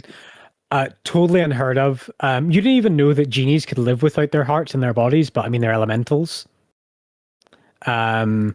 So it's likely possible. But he said it was the Sultan's heart. He has the Sultan's heart put on a fucking metal ring as a wedding and an engagement ring. The Sultan of where though? The Sultan. He didn't say the official title. He said the Sultan Jinn. I think he's made some deals with that fucking dragon. That's what I think. Probably fair, honestly. Yeah. You're being suspicious. Surely there's nothing wrong with it. I'm sure he's an upstanding citizen with absolutely no lenient, with no issues, and he's just a good rival. That's all. Yeah. That's a really good point. With Barazir, because we were close with Barazir, there was definitely gemstone because that thing was coated. He was covered in them. There was definitely gemstones that would match the size of the one that we've just seen. Surely, Cypher. Yeah, maybe not pulsing with light, but certainly as ridiculously ostentatious as that. Yeah. Right. However, just before you guys all leave, their servant comes in the chamber of all the entrance, and they say that in the next half an hour, the churches will deliver the details of the challenges of each day in front of the banquet tables in the rotunda. Okay. So they will address the entrance then. Ready. Okay. Yeah. Have the Zornises walked past us, or They haven't yet. There's some other people like shaking their hands and wishing them best. Modesto doesn't speak, obviously, and like some people are. There's one guy who asked for Esmeralda's hand in marriage, like during that entire thing, and he's like just like sitting down, like fuck. yeah, fuck, wasn't there supposed to be a duel for her hand or something? Yeah. He's totally like, I Did fucking that end killed up somebody happening? for this. I don't remember. He's like, I did. hurt Also, somebody. Yeah, Ligonard doesn't know about this, but No, but he totally like I dueled someone, and like obviously even if like I win, I can't ask her for a hand in marriage because she asked for a hand in the marriage of Ancalato Ellerhen. I need to withdraw my claim. I need to rethink of another like thing. And he's just like doom spiraling like in a sitting pattern on in the tunnel. This whole fucking absolutely. world is crashing down before him. Yeah, he thought he was so wise asking for her hand in marriage when she asked the prime contestant. My guy the prime realized desire. he's been strung out of along. curiosity, yeah. So, I think you said multiple people had asked for his hand in marriage, right? Like 20 or so, yeah. Was that the only one that he responded directly to? Yes, or... everyone else he just like did a like tap with his Oh, hand. mate, it's gotta be so bad to be any of those lot. Yeah. Well, to be fair, she's likely going to win this. Like, I mean, quite she's possibly. she's the horse favorite, so that's probably why he had to stand up because It seems like he knows her as well, which makes sense. They're both major family households in the city. Mm-hmm. Are you waiting to speak with the Zonelesses when they come past? I am, yeah. Okay. Sure. So you wait until they're passing by until you can get the attention of the two of them as they're going to like walk and leave out of this other tunnel. It's like as they're walking, you'll just sort of, as they're approaching or whatever. Just, a good speech. You spoke well. My father made a point not to dwell too long on emotion or desire, just a clear point across. And, well, you seem to appreciate the honesty. That he did. I don't think I heard him respond personally to a single other request. I'm sure there were many for his hand. Yeah, yes, there were. Although none as fine as my hand. I'm a previous tournament winner, so Yes, I've heard. I have what he needs and I have what he wants. Well, I wish you the best, and should you win and should the marriage happen, I wish you a long and happy joining. I hope you fulfill your deed of charity well, and that the church grant you a summary coin to help those less fortunate than you and I. As do I. I feel many are not seen as they should, simply due to their standing, but I do what I can. I will do my best in the tournament. If you excuse me and my brother are going to find some refreshments before the details of the challenges are revealed. Thank you, Demi-Angel. I wish you the best of luck. Doesn't seem to recognize you yet. Doesn't seem to have explained who you are. Nope, that's fine. Lernock is perfectly fine with that. So, you five can have privacy now to discuss what the hell just happened. How's Thoric right now? Thoric. I mean, at first he thought Ismail was going to ask for Jose's hand in marriage, and then he said, "Oh, just a trade in the east." I'm like, you know what, maybe he's doing trade in the east. Then when he actually turned around and is trying to impress with material things like the ring, Thoric is just kind of like, that motherfucker. Back to thinking about him as a Thoric is just motherfucker. fucking fuming. He's honestly more annoyed that Ismail lied. Yeah. than because if Isabel just said, "Yeah, I'm going to be asking for Tristan's hand in marriage as well," and Thor could be like, "Okay, cool, let the best man win." But since he lied, he's like, "Oh, you are a conniving motherfucker, aren't you? You're less than honorable." I also find it just amusing the fact that he lied like 10 minutes away from revealing it. I know what that kid. Yeah. Like, They're it was already in almost the no point. Yeah, exactly. It's so good. Yeah, so Shock factor. that's how he feels at the moment. He's got that through nefarious means. He's a scoundrel, a duplicitous little man. He's a bad guy. A He's not rapscallion, nice, one might say. and I don't like him. Okay. You guys just want to enjoy yourselves, get something to eat, get some light refreshments before the church has announced what the challenges are. I want to ask someone about that widow. Sure. Yeah. Yeah. Make a general persuasion check to ask like someone who is That's a good nearby. point. Can I assist on that? Yeah, definitely. One of you can Oh, roll. that was a natural one, so You can roll with advantage if you want, Torkel, because he's assisting you. sure. Probably would have been better to have Leonard do that. I think he's more charismatic than I am. I am, yeah. Oh, it's not bad. 19. It Let's works. go. Let's go.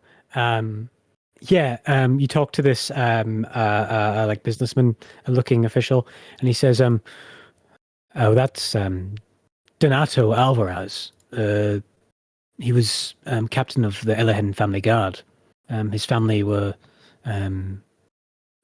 inseparable for the Elahens for generations.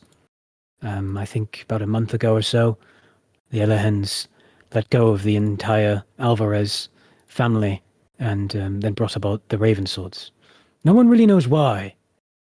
There's been some theories, but whatever happened in there for Arnau to have such bad blood for him and to embarrass him so publicly means it's quite serious." What are the theories? A failure of some kind. Sorry, say that again, Torkel? Right, yeah, I'll let Toggle take the too. What are the theories? Some theories that he gambled in the halls in the lower city with some personal artifacts, wealthy, bespoke relics of the Elahen family, but this has been disputed heavily. Another one is that he had approached Anna Calato to not enter the tourney as a prize to be received to somebody.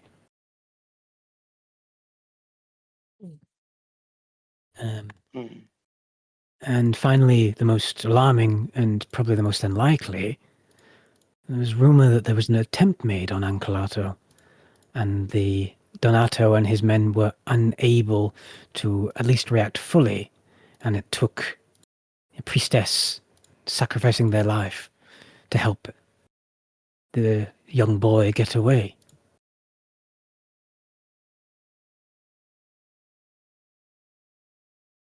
Has there been any reports of dead priests? Not officially, no, but there is a restricted floor in the Soul Cradle house, the Soul Shrine of Namela. It has been since all this happened about a month ago.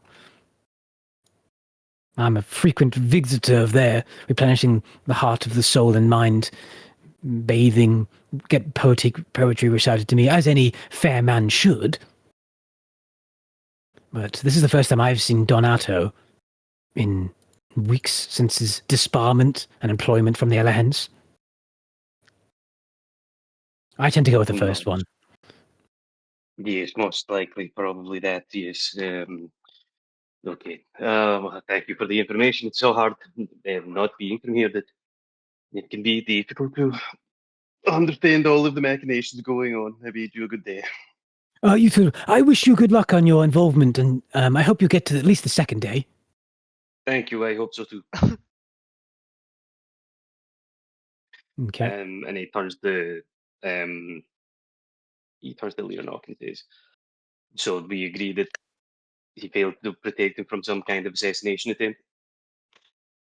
That does seem the most likely. You did mention a failure, and it would certainly explain the vehemence in which they spoke to him. I suppose that Do not think the other two would provoke quite the same reaction. I don't think that they would really qualify as failures other than potentially failures of judgment. But the third is definitely something. You're the captain of the house guard and you fail to respond to an attack on someone's life. It's not exactly good for business. No, and it certainly has to be something significant to have disbarred the entire family. It is because it is not just Donato that seems to have lost their role. Was their entire family, their entire guards beforehand, and they now trust in the Ravensword. What information do we have on the Raven Sword in terms of like honorability or? I remember when they, not that it's shady, but it's a case of they'll do a lot of things for the price of Yeah. They'll do a lot True of mercenaries? things. They are true mercenaries in that they will not act unless they're paid. But they there would are do some. anything they're paid to do. They would do anything they're paid to do, unless it like would go against like brass shields or like the military.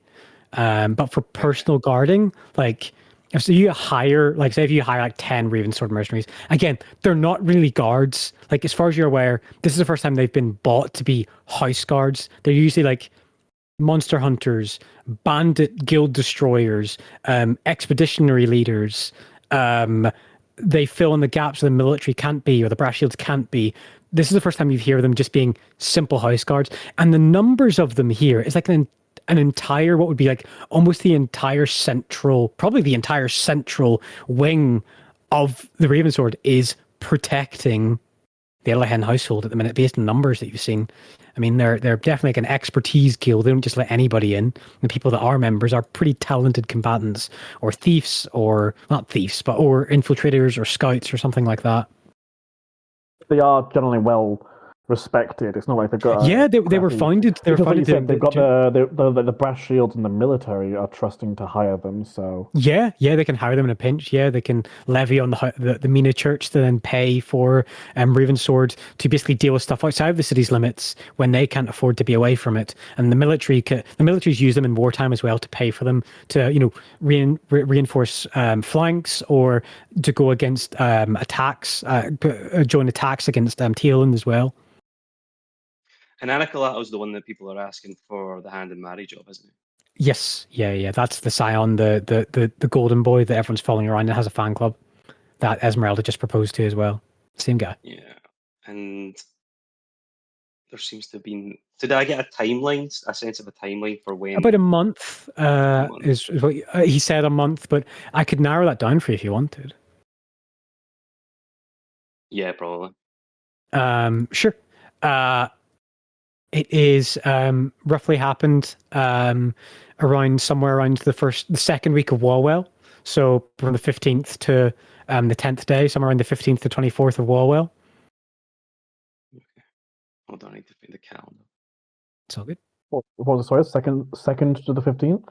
Yeah, Walwell, first of all, right, the second week, starting the 15th, ending the 24th, somewhere around there. Oh, okay, sorry, 15th to the 24th. So it was about 2 weeks, 20 days ago. Yeah. Or maybe elsewhere, a little bit more than that, but just about, yeah. That makes me concerned that something's going to happen. Yeah, I'm assuming, like I said, well, I guess we haven't really been truly listening into rumor mills, so we probably won't have heard or poked anything up in the city.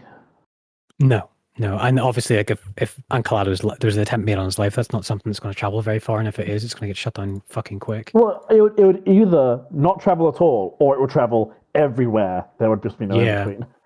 Yeah. Yep. So that is a high profile attempt.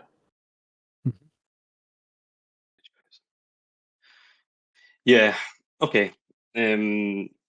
Torko says, Lyra, maybe we should have an eye out during the tournament. It seems like there's tension here that just goes beyond just houses and tourneygoers wanting to make a name for themselves.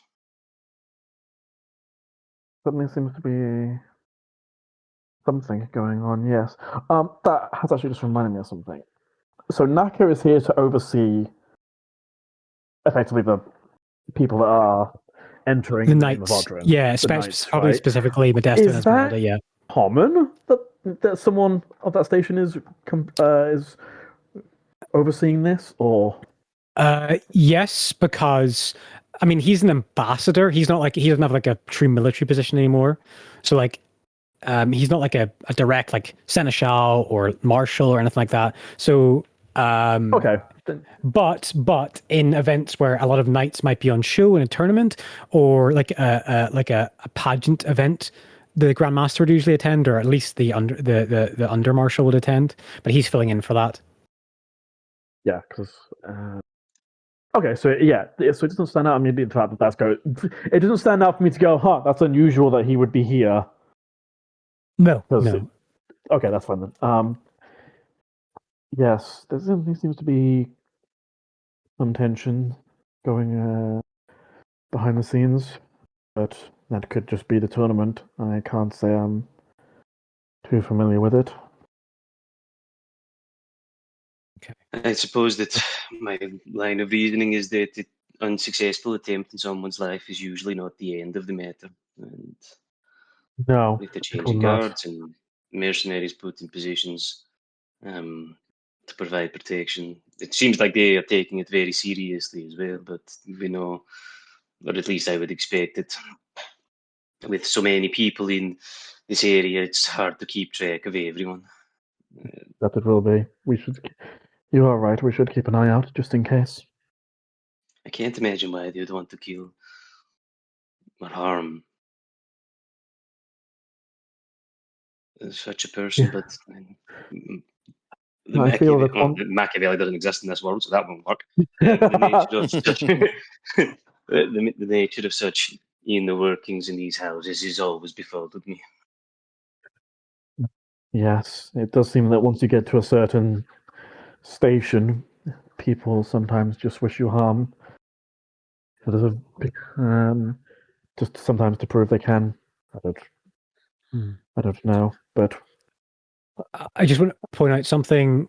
Hendrik, when he went to Nemelin's Soul Cradle, he did see like a door like guarded by a Ravensword mercenary when he was in that temple, getting his like bath and stuff. Yes, oh, that's right. That the one person that was allowed to be armed, wasn't it? Yeah, there's no armaments which is alarmed in that fucking building. weird. So, yeah, and he was armed. And yet there was. Yeah. I think we're fully convinced that it's the last of those three possibilities that the guy gave us out that someone has been, or at least that's the closest one. We don't necessarily know if that's the whole truth, but that seems like. I'm certainly on the. We're on the same page with regard to that, at least. Yeah, that he wasn't gambling artifacts, or I don't think so. Again, I just that would be unless it was like a very, very precious artifact. I just don't think that would quantify that would account for the banishment of the full family. Banishment of the full family and the sheer distaste they had for him. Yeah, that was. You would have like put this all together, but that probably was Ancalado's mother who told him no. Yeah. And absconded him, and told him to arrest whoever let him in. So it probably wasn't. He probably wasn't intended to be like in the entrance. He probably snuck in here. Someone probably, smuggled him in here. Yeah. See, you could just sneak in and get on stage. That could have been an assassin, for God's sake. These people need to up their game. I've got a quick question, sir. Yes. High Juritus came in with what's her name again? Lady Betancourt. At her house, there were two curious characters. Two wood elves, yeah. Yeah, two twins. What were their names again? I will get them for you in just a moment. Thank you. And is there any sign? You haven't seen them just as of yet. but I will find you their names.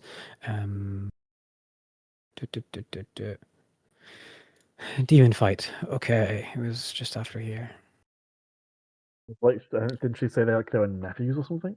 Oh. Yeah, they were like her brother's wife's niece and nephew, like distant relation. Why do I have? Sorry, let me just give me one second. I'm just trying to find them. Why is Ankeletto down as an Oathbreaker paladin? That doesn't make any sense. I'll tell you this: like, he probably doesn't have any levels yet. Like, he's a noble. Like, The easiest to kill. Yeah. What you're telling us. Yeah. Not He's Rithvar. setting the groundwork. Yeah. You go into the tourney ground and you see, strangely, on top of the roof, two ballistas. Yeah. You didn't see her huge half giant blue skinned bodyguard with Lady Betancourt, just him and the High Lord. Sorry, just give me 1 second. Ah, there it is. I've got the quest open here. I know which quest it is now. Okay.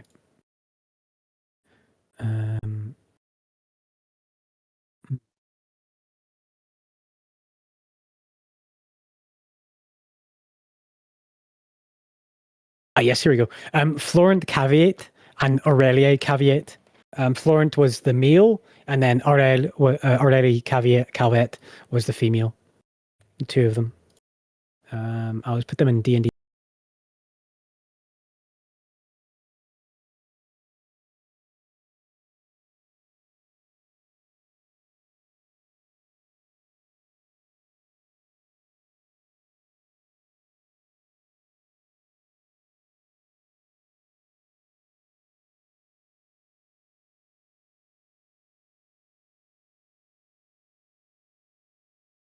They're wood elves. It's like old elven. So it's like it's obviously wood elves existed here as like kind of like a cryptid almost before like the elves of Avendor brought like their entire civilization here. Then it became like a fully recognized race. And they said they're from the north. They said they're up from Bayland. So it's quite possible that there's just an old family link to old names there. Okay. Yeah, they said they'd be traveling north to south, and they were their like distant auntie, their what would be their auntie's husband's sister, allowed them to stay with them to see the tournament, so they will be witnessing the tournament. Wood elven relations of Lady B. Okay, yeah. The other ones you did all the knife games with tossing the Yeah, they were dexterity stuff. proficient dart and dagger throwing. Yeah. You could try and source out Lady Betancourt or the High Lord if you wanted to speak to them. They might still be here. No, I'm gonna keep my eye out for them though. One thing. Okay. How about we fast for a little bit of time and I can tell you what all the priests, what the challenges are, then we can go and have a break. Sure. Nope, sounds good. Okay, cool. After a while, you're directed to stand as like one big giant audience on one of the balconies, which overlooks the like looking up to the balcony that overlooks like the banquet. And one at a time, a priest will come forward, and everyone's gathered around like this huge like semicircle around the balcony. About maybe 400 or 500 people. Everyone here today, not bunched up like a festival crowd, but like respectable. There are some some cheers as the Nedlin head priest Helder Baros Zolnus stands forward, and with a thaumaturgic boom, he speaks out to the crowd, putting both his hands on the stone and speaking like down and scanning his eyes across it. The shieldlet guides us all to honor such tradition and sacrifice. The faith of Nedlin will retell the events of priest Elsa Campos. Elsa, with naught but her faith and duty, travelled some 26 miles, deeply injured by the arcanists that razed the Bayland Temple in 1482. On foot she fled to Fayfield and warned the world at large of their invasion. She gave her life to us and to Nedlin. Tomorrow, in the early dawn as it was for her, at the Maven Lake, our entrance shall meet. A transporting gate will be faith-born at the frondescent's approach, 1 hour before dawn, to transport those entrants. Those who do not travel by gate are expected to be at the height of the waterfall which falls into the lake. No armaments, wards, or trickery is welcome to this challenge. Stamina and strength, this is what will determine the first to reach Oakhart. Chaperone guide you all.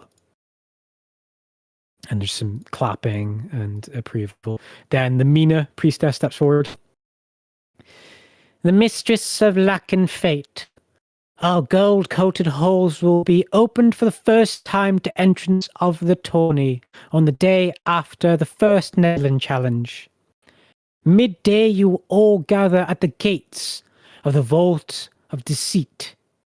The true challenge you will be shared with on the day by the Mina clergy, although you may prepare through praying to our goddess Mina. Weapons and defense is needed, for lethality will find you if you have prayed or not. Let luck strike you on that day. And the other, the other three of them, like, because it's the main 4 leaders of the church, like, they give a clap and approval. The Melon man steps forward. This challenge is faced already. By the time the entrants are seen by the Nemelin faith, it serves as a reminder the tourney's ultimate objective is that of finding love and fulfilling desire. The demi-gifted Galleria has been kindly loaned to us by that of the Oranos family, and looks in the crowd toward their direction. On this day, you have many hours to work on a piece of art to either impress your desired match or Nemela's spirit. No talent is restricted, but it must be a sole effort of personal ideas and ability. Entrants are safe and protected here. No melee or items to bring one about is tolerated. We look forward to seeing those who've gathered and how they will tell their stories. Ever love to you all, and gives a kiss with his hand and waves out to the crowd. The Audrin head cleric steps forward. A man with a almost drill sergeant-like quality, a human man, aged by time, steps forward and speaks with kind of this, again, all of them boosted by thaumaturgic language, and he says, as the final day, the closing event where the greatest entrance will be left, in honourable fields of combat shall be your last challenge. The Zolnus family have allotted a dueling arena for the entrance at the Miraglora Menagerie. The risk you face is not each other, but a collection of some of the fiercest enemies known to our people. To make clear, without risk, the risk of life and limb is guaranteed. Over 3 bouts of melee, you will face foes worthy of Audrin's measurements. At any point, 2 entrants or more can call for dueling, even while one of the 3 bouts is ongoing, but not during the rest period in between a bout. The sword hand looks forward to seeing you already, presenting arms and striving to bring about honour to his celestial tourney. And they all take, they do a little bit of a head tilt bow, as everyone does a much deeper, respectful, religious curtsy to them. And that is it. You have your instruction of what the challenges will be forward going ahead. And we will go ahead and take a break there. Alright. Oh, man, we got through it. I am nervous. He is nervous. Should we just automatically try and duel that Ishmael guy and beat him to death? Can we do that? Gank him. Go. think that's a summary. I'll add more to that as it comes up. Or at least that's my interpretation of it. Maybe I'm wrong.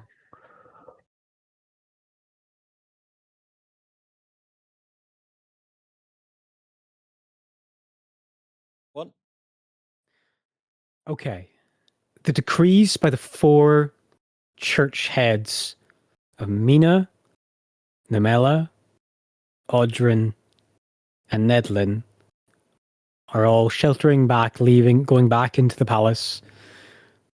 There's probably not long left of this welcome luncheon. It seems to be that some sections of the garden, some sections of the banquet, there's already that kind of start of a little bit of light cleaning, light packing up of that. You guys have been here for around about an hour and a half so far. Is there anything, anybody, any sights you want to see before you go? Good. If I'm going to. if the Elehen's not there anymore, I would like to look at the garden. Yeah, he is obviously probably in the palace somewhere or doing something else. Yeah, you can walk around the garden some more and see more of this varied biome of trees and plants and strange trees that seem to look like they're like the fruit. You know when like fruit hang off a tree? There's like a tree that's like spiraling, like a turned corkscrew, and it's like the fruit actually like seem to like be pulled by gravity upwards, like balance upwards with tension, and they grow upright rather than down towards the earth.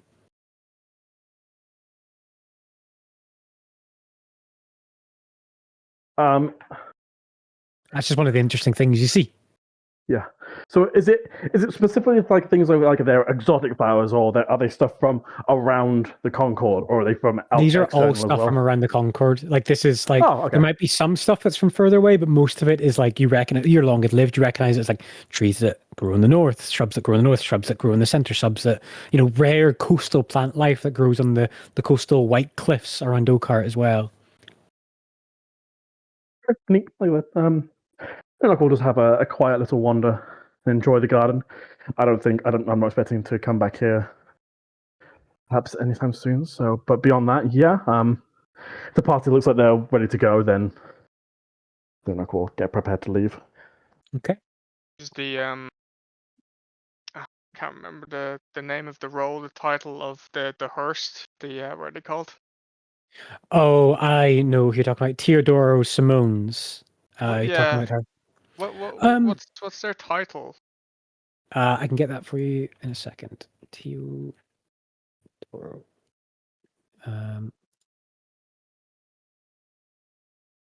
Absolutely zero complaint with like how there's so many titles. I just can't remember some of them sometimes. That's all. Yeah, that's well, fine. The thing is, isn't she going to be technically the highest ranked follower in the city right now? So has she been given a surprise promotion?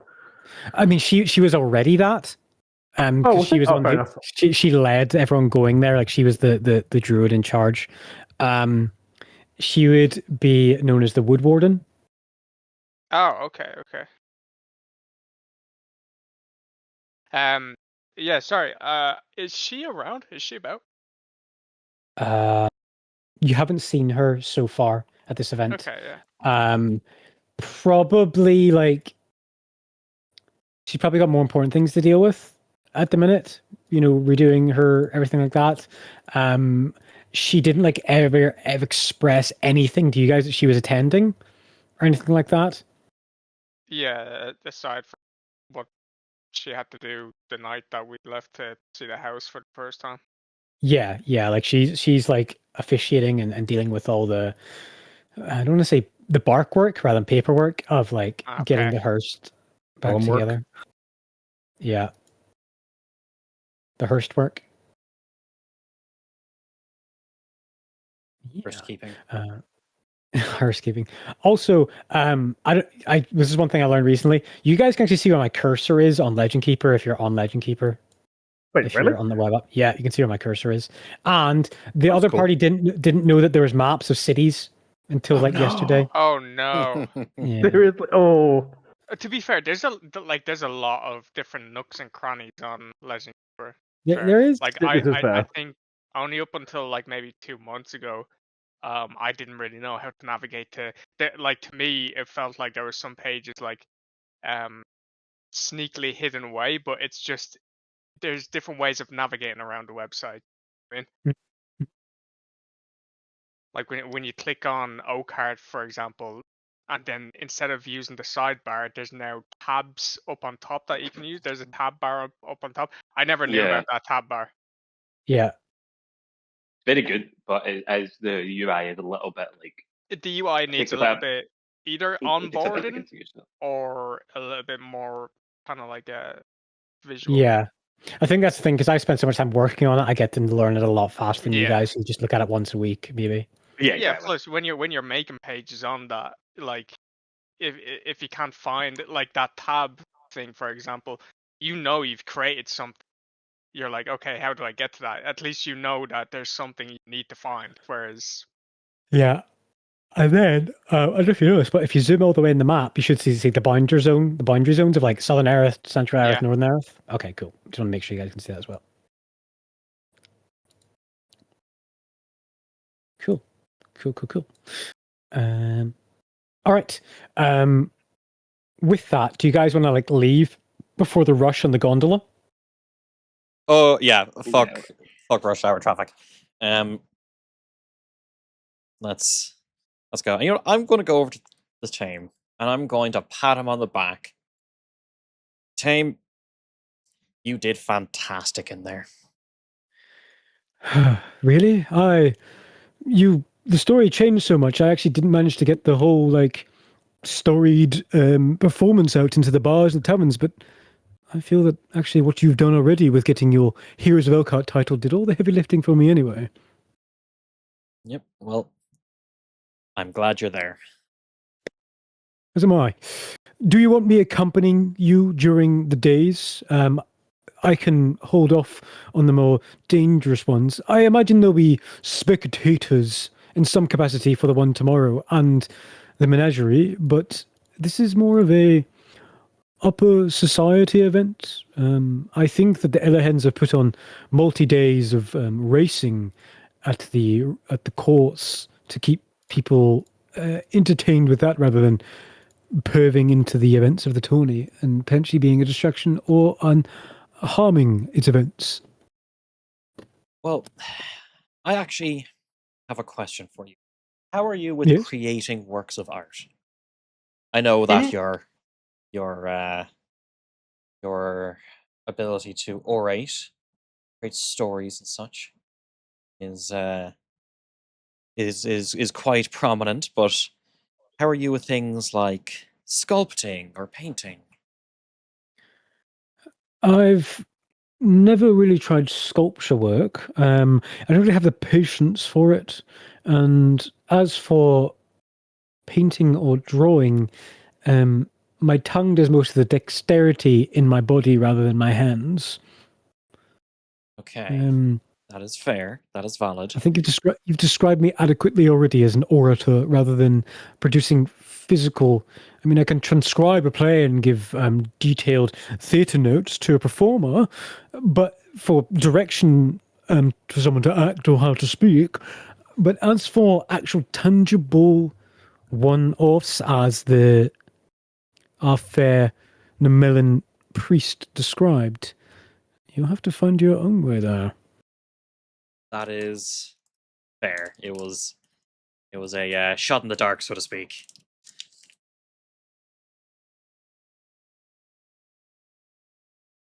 But I have all my confidence in all of you. You'll all produce something meaningful in the day, whether to impress your fair Justea or that of the judging panel of the Nemelin clergy. I think it'll have to be a bit of both. As much as I purely care about Justea's opinion, the clergy will be the ones doing the primary judging, I believe. So, well, I feel like the other days are going to be where I'll stand out more than the art, but I just hope not to make a fool of myself. It'll be fine. Oh, the gondola's here. And the junk comes, lands, situates, and he shows his receipt ticket for his way back down. As you guys are gestured onto the gondola and allowed free passage as heroes of Oakheart. And you slide down the gondola into the lower city itself. Maybe some of these clothes you've probably worn for the longest time so far today, maybe you got a little bit of an itch, maybe a little bit of a pain to get some of it off. I mean, it's well fitting, but getting used to new clothing could sometimes be a bit rough, no matter how well made it is. Yeah, I'm back into my armor as soon as we get into that house. Nice. We got to keep this. And getting my hammer and making sure it's okay. Sure. Yeah. You guys go to your belongings within the Calmont Terrace. Your staff is diligently working away. People being recruited, garden being grown and fertilized, and your items are as where you left them, especially yours, Hendrik. Okay. Could which day was the art-based challenge? That Third would be day. the third day. Okay. If there's nothing pressing for us to do at the moment,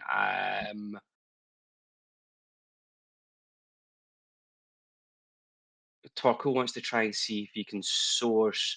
There's a specific type of rock that Miss Peak's walls are made out right? Yes, It's like the dark green stone. green rock. Yeah. Mm-hmm.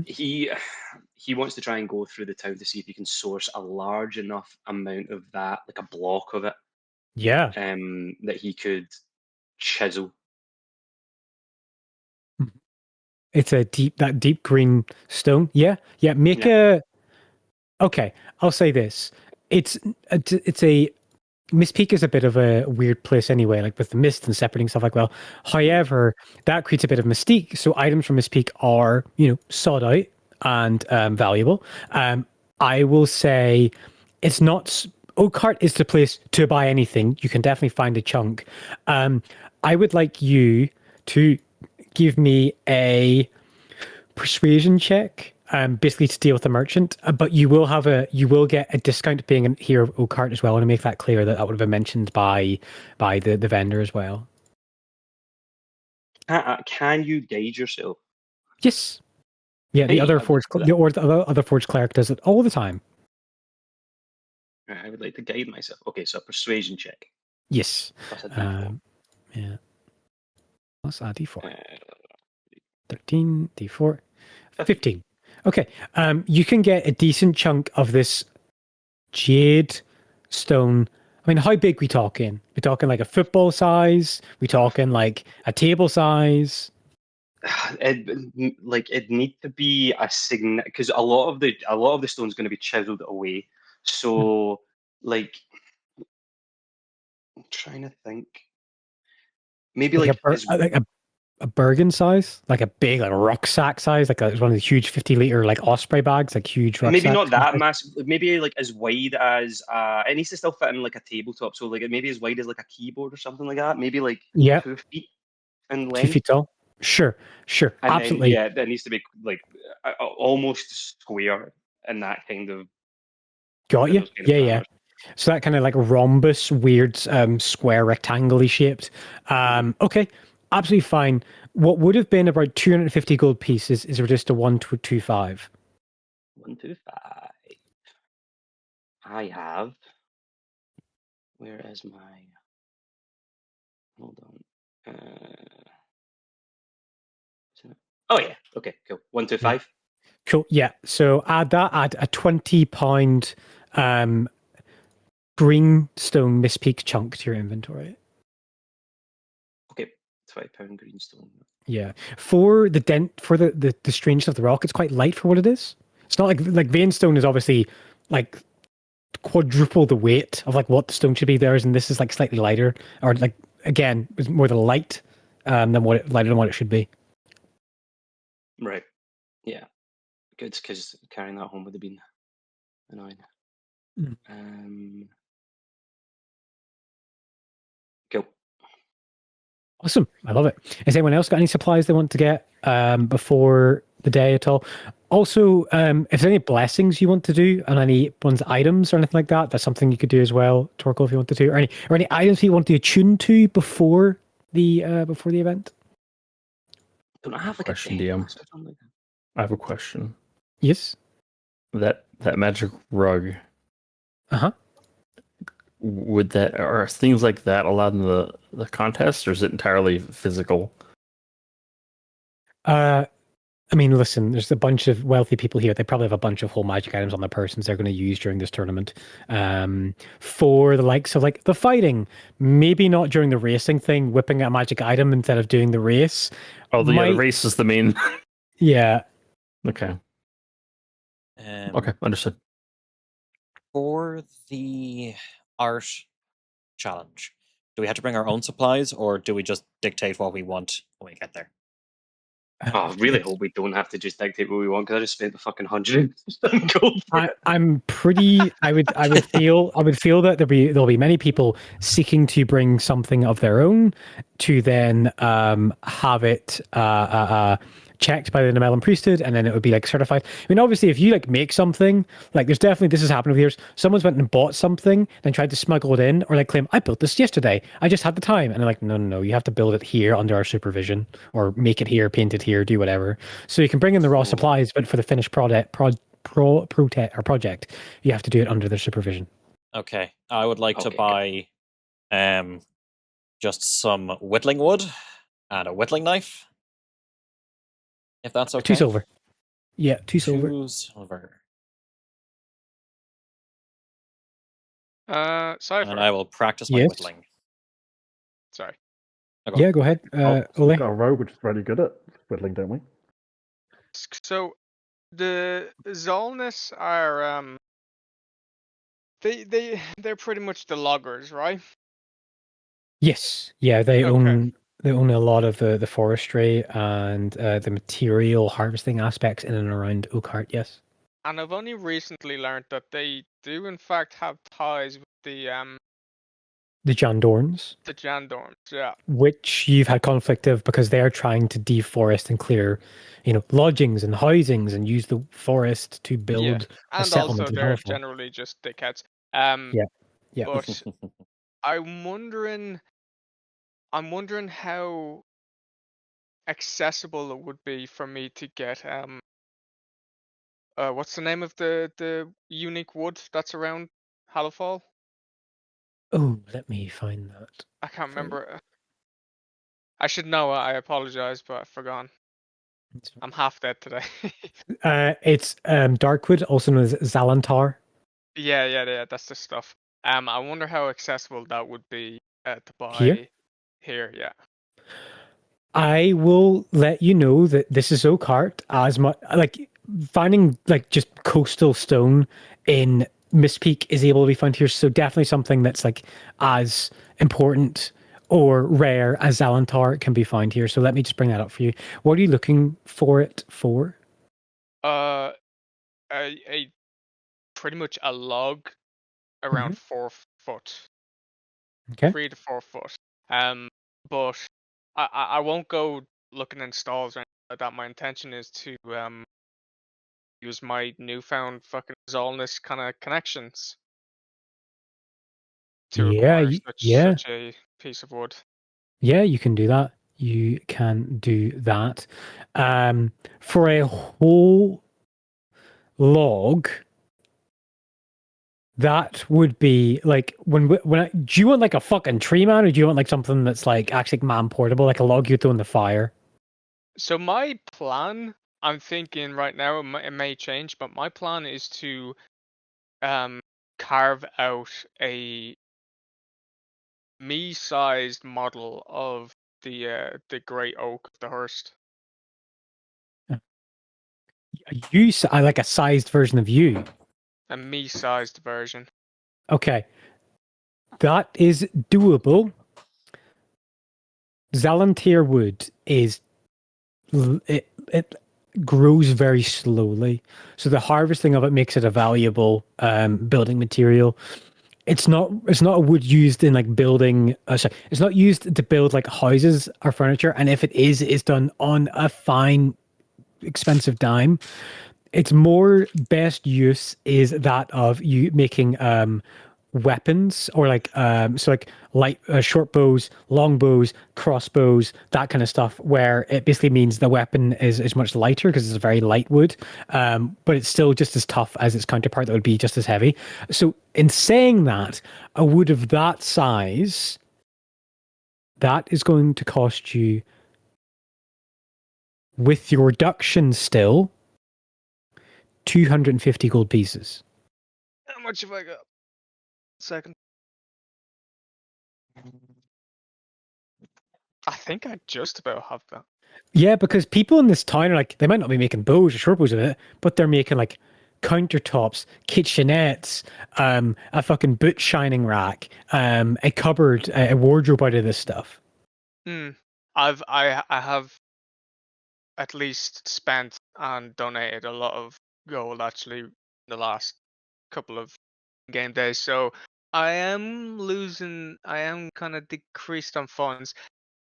How could I say I'd spend 150 golds worth to lower the size or the amount of? You can, yes, you You can. need 100 gold.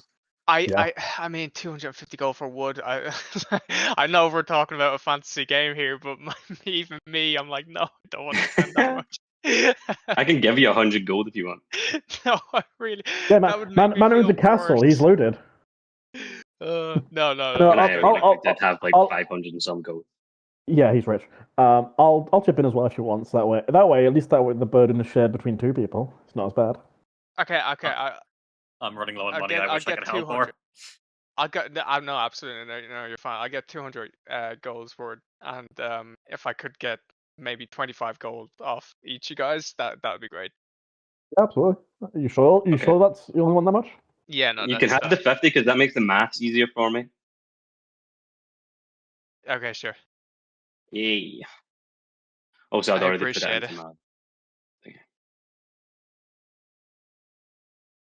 Yeah, Like I I said, give him 50 gold from my coppers. And I say at some point I will come to you and I'll ask for a favour. Oh, I didn't realize you were playing The a day of my Fae. daughter's wedding. People always do that after they've given money, don't they? Yeah, They yeah. don't I'll wait say till you've bought before. it. I'll wait until This you've is bought why- what you're buying and I say, just remember you owe me one. This is why I always try to work out conditions before anything changes hands. I don't have much experience with loan sharks. Okay. I've experienced with Seriously. Sean though. It's happened before in D&D. Fucking lawyers. Fucking lawyers. Rude. Okay, so you spend the money, you get the chunk of wood ready for the day of Namela. Do we know it's gonna be like whittling? No. It can be any Yeah, art. You have to create Okay. a piece of art of your choice, as far as we're aware. Gotcha. Okay. Orly, would you Yes. be willing to give me some lessons on Yes. fashioning statues out of wood, please? Absolutely. We can work together. Thank you. I appreciate it. Great. I just love the idea that he's gonna be like, oh, can you teach me some basic lessons? And he's just gonna pull like here's one I made earlier, and it's a masterpiece. Yeah. It's totally that episode like SpongeBob where SpongeBob just taps the hammer and the whole thing just turns into like Yeah. a masterful piece of work. With spells like and Forge Clerics, that's very possible. So you have to perform the craft or like under watchful eye, right? You can't just bring him Here's what I in made from the earlier. start. Yeah, No, you can. no. Yeah, okay, that makes sense. I'm assuming you may be able to make, bring certain parts of it, but I guess maybe. If it's I'm sure any kind of already worked on piece of material is not allowed. I guess you should use fabricate, but I don't know what the. The melon priest's like, yeah, we've seen that before. Expelled. Oh, okay. Yeah, I think it was Demella. This once, but they specifically said like there will be no blessings, no cheating of any kind. Ah, okay. DM, I have a question about Damn it. blessed items. Yeah. Does every item that's able to be blessed rune shaped, what the name is, in the description of that item, it'll have blessed as like a tag. Yeah, it would. There also are attunement. If an item's got a blessing on it, it requires attunement. Yeah, I know that. Yeah. I wanted to make my hammer be able to disappear and reappear, but I mean, if you wanted to do that, you could like, if that's an ability that you could try to do it with your Heaven Touch tools before the tournament, you could do that if you wanted, and change the attunement of it or change the magical properties of it. yeah, a bound weapon is an uncommon, so I need a gem of at least 50 gold pieces, and then I'd take the time to do it with my Heaven Touch tools, because I do feel a bit cautious of the fact that my hammer's at home, and it would be cool to just like throw that thing to my side if needed. Yeah, I mean, I can again, also do that for the you do that for party. anybody's weapons. Yeah, you can Even make like- that for a bunch of the hours. Like you could like outfit everybody with fucking disappearing, reappearing weapons if you wanted to. Oh, Would can you- I would do disappearing people- shield? Can I just summon my shield and weapon?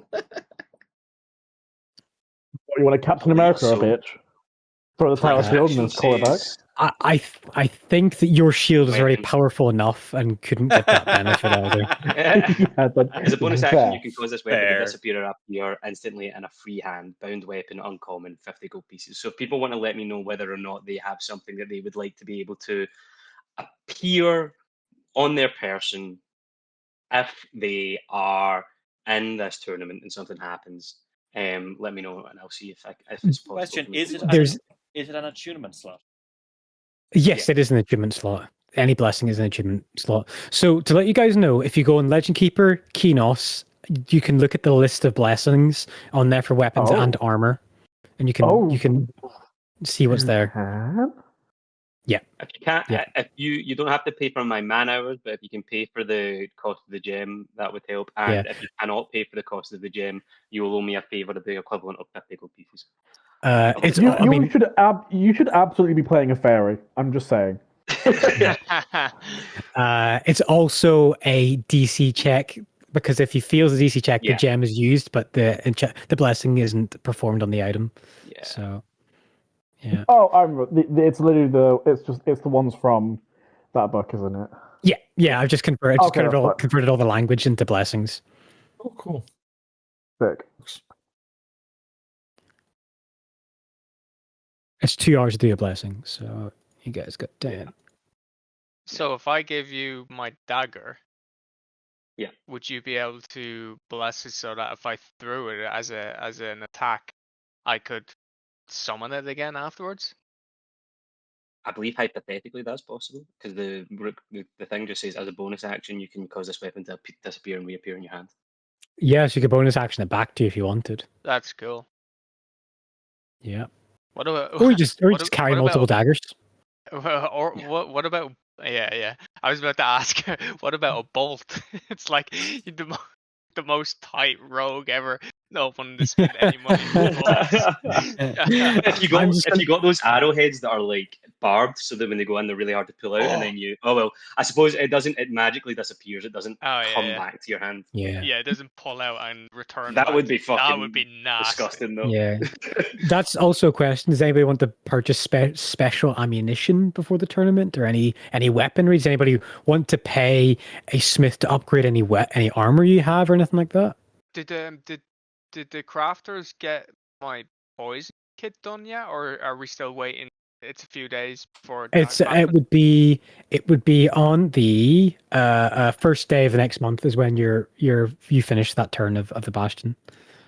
So we have harvest food, sanctuary, no order, recruit defenders, make a poisoner's kit, harvest herbs, research Torkel's father and his journalistic works, and then Hendrik needs to make a choice on Bastion defenders again, and then whatever his other hideout thing does. Okay, fair enough. I'll probably go to a Fletcher maybe and see if there's any kind of special bolts that I could purchase. There is broadhead and bodkin arrows. So the bodkin arrows, you gain a +1 to attack rolls against targets wearing armor, and broadheads are we hit a creature that isn't wearing armor, an extra D6 piercing damage. How much are they respectively? A bodkin is 40 GP for 10, and a broadhead is 50 GP for 10. Understood. Okay. Yeah, I'll window shop them for now. Okay. At least for myself, I'd like to spend my time creating a set of bound armor and making my. Well, if my hammer's already magical, it can't be double magical, right? It would just replace the enchantment. It would just turn into the bound weapon. Don't like It would that. change the enchantment that it's got already to that. Yeah, I'll put it on the mace then, if that's possible. Yeah, you can do that. So what I need you to do is I need you to roll me a d20. You made your own Heaven Touch tools, right? Can't remember. I can't remember if I made them or if I bought them. I think you made them. I think you made them. So, yeah. So because of that, you're going to double your proficiency bonus for the check. Sick. Because of your piety ability of Kinos. So it would be a d20 plus 6 and then plus your wisdom modifier. 5, so plus 11. Yep. Yeah. Yep. So just don't roll 4 or lower. Now you jinxed it. Oh no! What the hell? Do you have inspiration or anything? Mm-hmm. Okay. I do. I would like You to use want- that. Because that's bad. Yeah, use inspiration. Reroll the dice. Surely. Oh my god.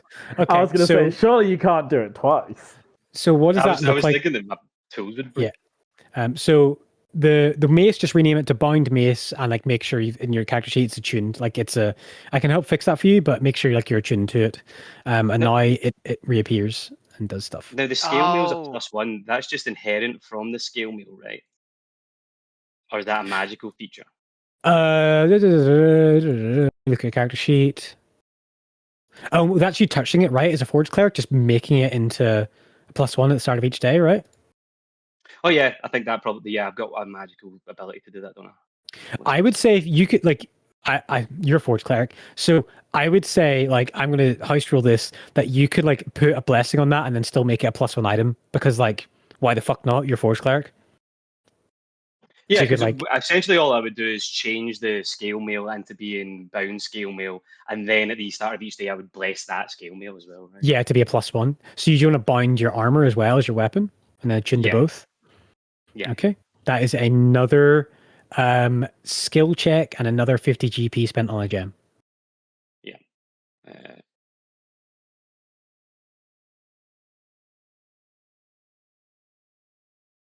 This is the Armorer's Handbook, is it? Yeah, it is. Yeah, it's on Roll20 or not Roll20, Legend Keeper as well. Sorry, 1d20 plus 11. Yeah, so 2 hours have gone past for the first blessing. 1d20 plus 11. Another 19. Okay, so you in your workshop, in the place. I mean, it's pretty cool. Like, I don't want to undersell like how cool this is of you taking out your mace, taking out your armor, and like inscribing these runes, these magical blessings of words of celestial spirits and of Kinos into them. What does that look like? What's the finished product of this work of the next 4 hours of you doing this to the mace and the armor? Yeah, like he's got like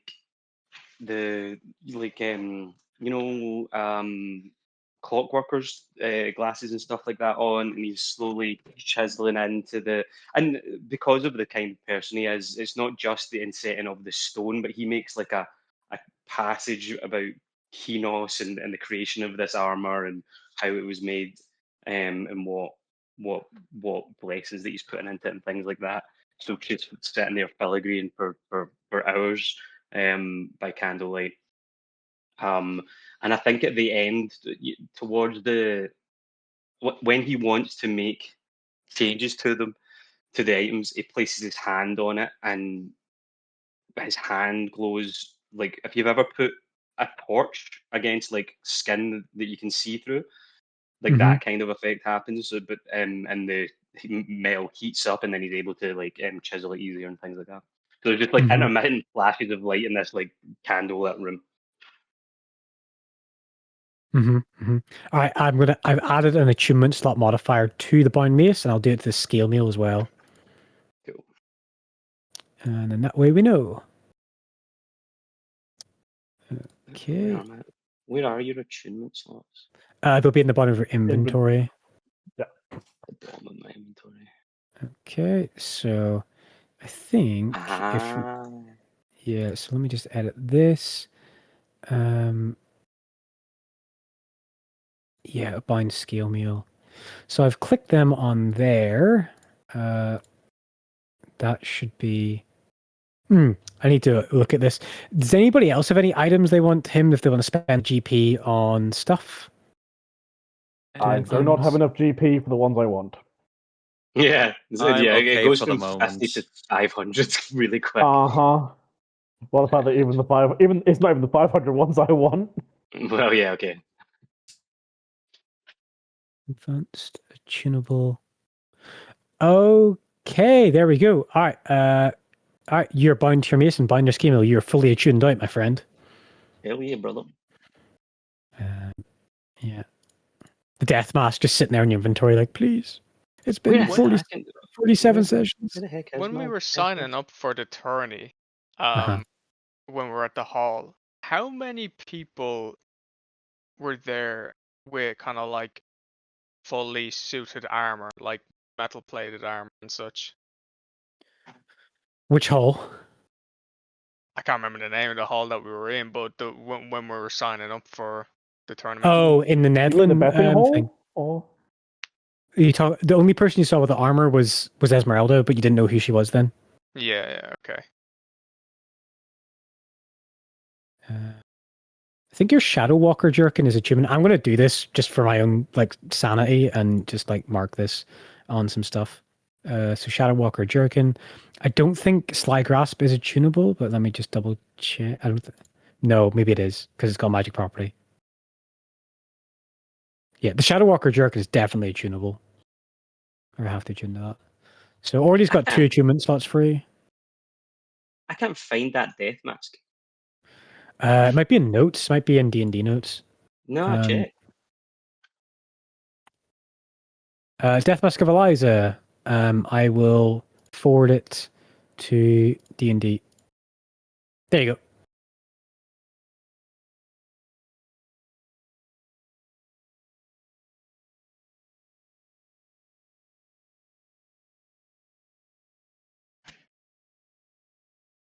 If anybody would like to wear a death mask, feel free. No, thanks. it literally only works for me and you. Then you can have it. Oh.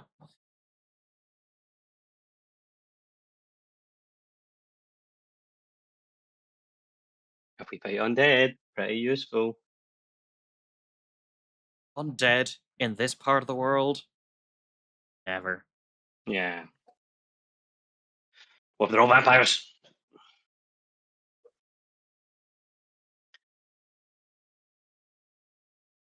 Do you have an attunement slot free, Lernok?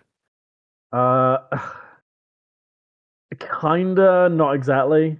Honestly, I don't think you. Like, I've got the crown telepathy. Granted, I don't. Which I you've don't never tend to use used. it very often. I don't think I you've have used it a single Well, once. I've used it once. Yeah. I used it while we were interrogating the people in the. Do you remember Mina's? Oh yes, yes. I know. Yeah, in the Veins of Mina in Breakwater. Yes, that's the one. Veins of Mina. Yeah. I used it on those two to make sure that they were actually being earnest.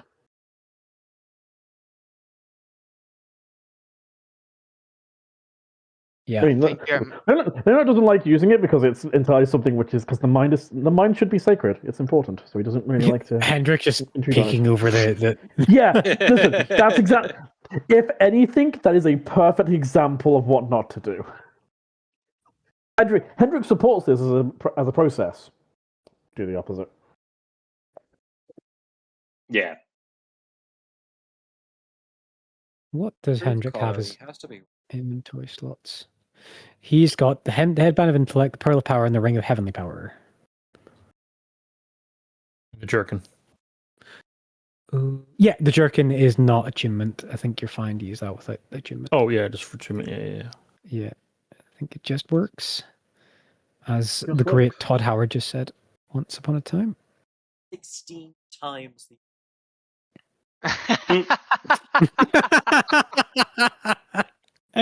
Oh my alright, god, take inspiration if you quite don't good. already have Amazing. Amazing. it. That hit me like a fucking ton of bricks, man. Oh, jeez. What was that for? Was that for Blades? That It's Blades Fallout. game? No, That it was was for Fallout 76. 76. 4 times Oh, larger world 76. map. The 16 absolute times the detail. shit show it Right. was. 0 times the NPCs. Oh, that caught me off guard. Zephyr, I think I actually will get 10 of those broadheads. Was it 40 or 50? It's 40 for the bodkins, which are the +1 to armor, Yeah. and then the broadheads are 50 GP, and they're 1d6 for a target that's not wearing armor. Oh wait, hang on. Sorry, I meant the bodkins. The one for armor. Yes, the bodkins are 40 GP for 10. Grand, I'll get those. 10 bod. Yeah, so when you shoot something at them, it's a +1 to hit against targets that are wearing armor. Yep. Specifically designed to penetrate plate and armor. I'm sure those arrows go down great here in the country which heavily invests in plate armor. Yeah, I mean, like in any other nation, that might be restricted, but the fact is, like, everybody's fucking got plate. So, like, they just, like, trying to regulate that special type of, like, after, like, the first century of them being invented, it's like, we're never going to be able to regulate this. People are just going to learn to make them. So let's just let people sell them and make them. Luty's homemade anti-armor bolts. Just wait until someone shoots you with an arrow of breaking attunement. Hey, artificers would hate that arrow so much. What's their gimmick? We can attune to like 8 items. Can You you just now? reminded the way you said that artificers hate this one trick type of video. Yeah.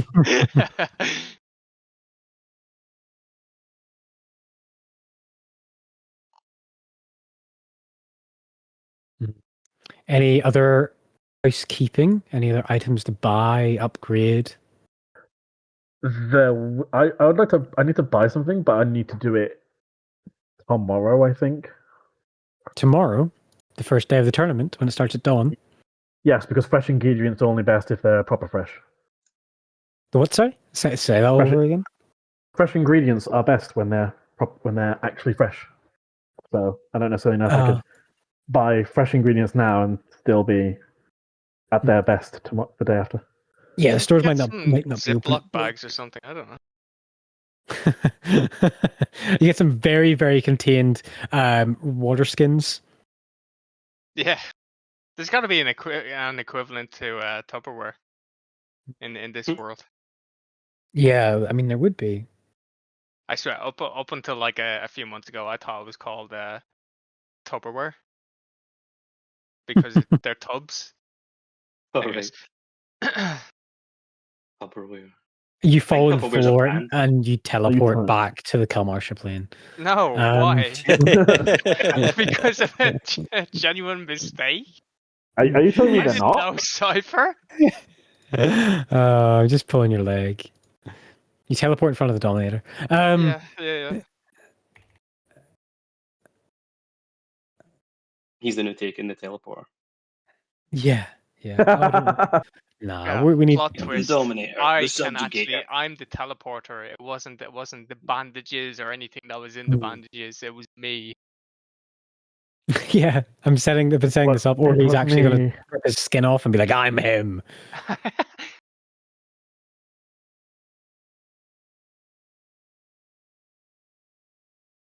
That was a good point. Okay, in that case, with how this tournament is it the case of the tournament where the city just comes to a stop, like no shops are open or anything like that, or No. Life is going to go on for anybody Okay, who's good. not wealthy or involved. that's fine. Like, I mean, like you're the I just 1% wanna of the get people actually doing this. The rest of the town's going to go on. There might be some days of spectacle, and surely it'll be like theorized in the talk of many bars and clubs and and work breaks in the lower city, but the actual spectacle, the actual details of it probably won't be known until the night of, after the event or something like that.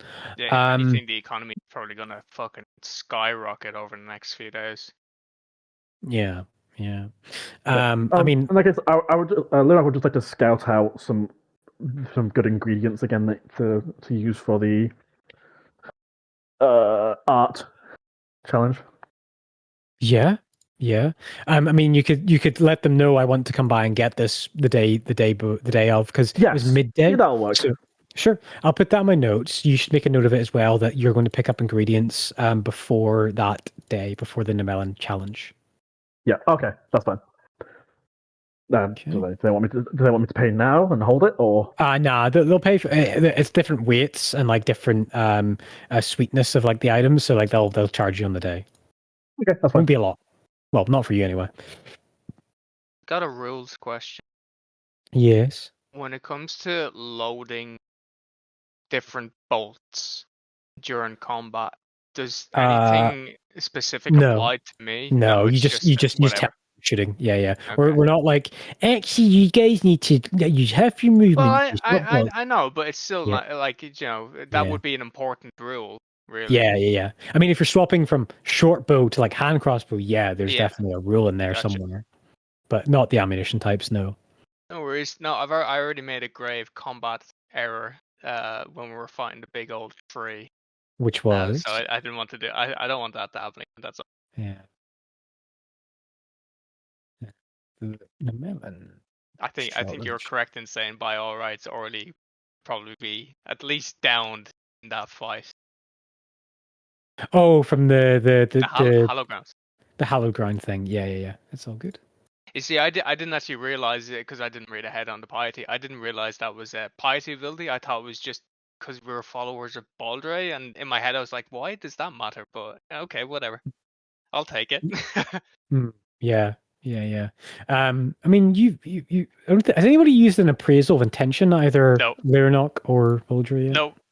No, basically, everyone that I would like to use it on, we don't end up in a conversation with, and everyone that we do end up in the conversation long enough for, I just feel like I don't necessarily need their morality. Plus, we're pretty good with, insight checking. Yeah.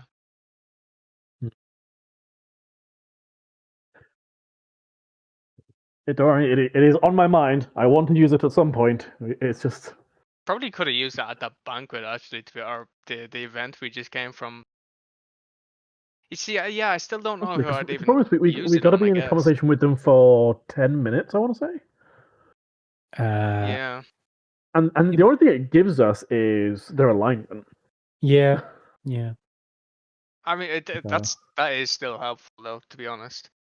It is, but to me, it's not as useful for, I think this person might be a political rival, as, holy shit, that person's evil.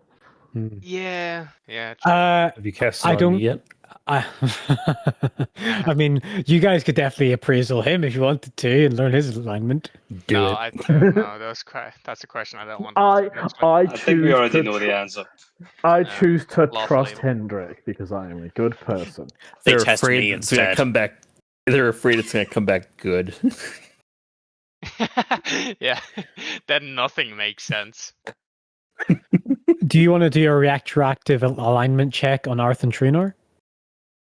Oh, fuck. That's a really good one. I feel bad taking advantage of that because I wouldn't have We've been in a conversation with him for more than 10 minutes or more. Well, you spent an hour drinking with him before he modified memories. Oh, yes, sorry, him. Let's go. Yeah. If you think it's okay to do it, I would like to do that actually. I didn't want to like remind you at the time, but I just thought this is something probably Orly would do in regards to what he's telling him. But so it must succeed. So the DC is 8 plus your proficiency bonus, which is +3. So that is Cameron 8 plus 3 plus your wisdom or charisma. So what's your wisdom? What's your highest of 2, wisdom or charisma? Wisdom +1. Okay, so it's a DC 12 check. DC 12. What am I rolling? No, you're not rolling anything. He's rolling a saving throw. Oh, gotcha. So I'll roll this publicly. And again, the creature is aware of this ability only if its charisma score is higher than the DC of the saving throw. So, did I whisper this? Yeah, I whisper this. Okay. All right. You do not know Arthur's alignment. Okay.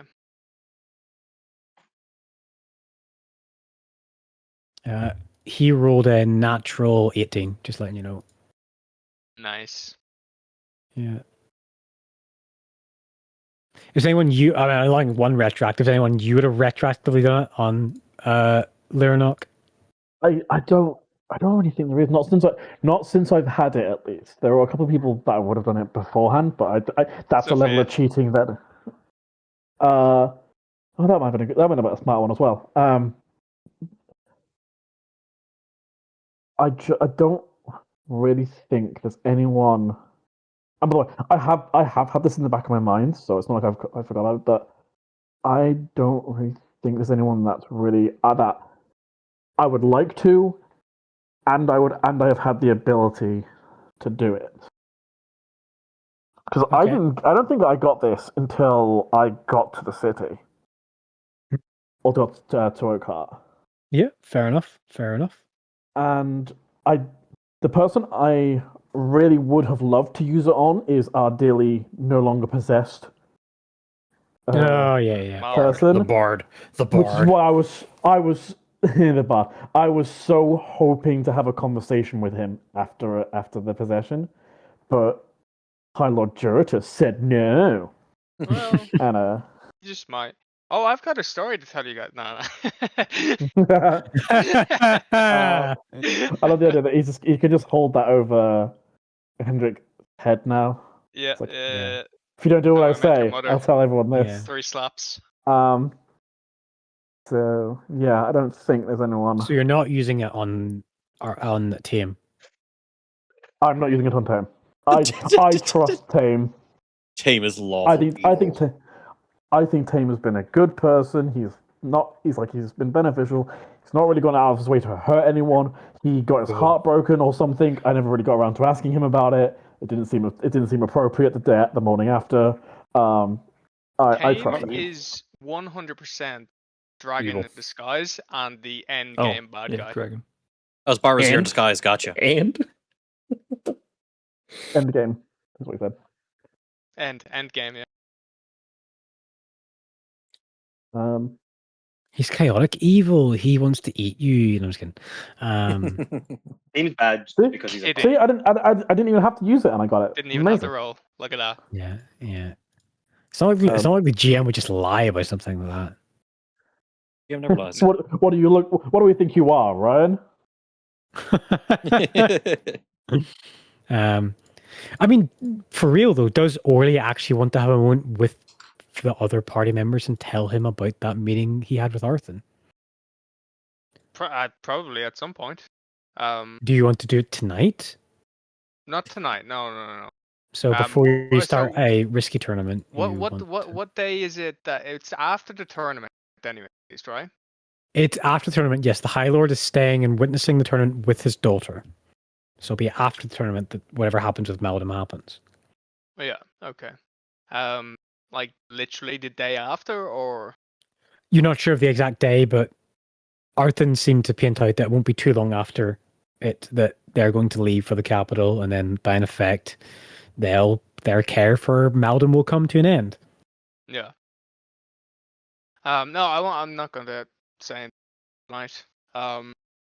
Still not 100% sure if I definitely will tell everybody straight away. Do you know? So, and plus we only saw the Juratus today, so I'm gonna maybe wait a day or two and see if thing changes.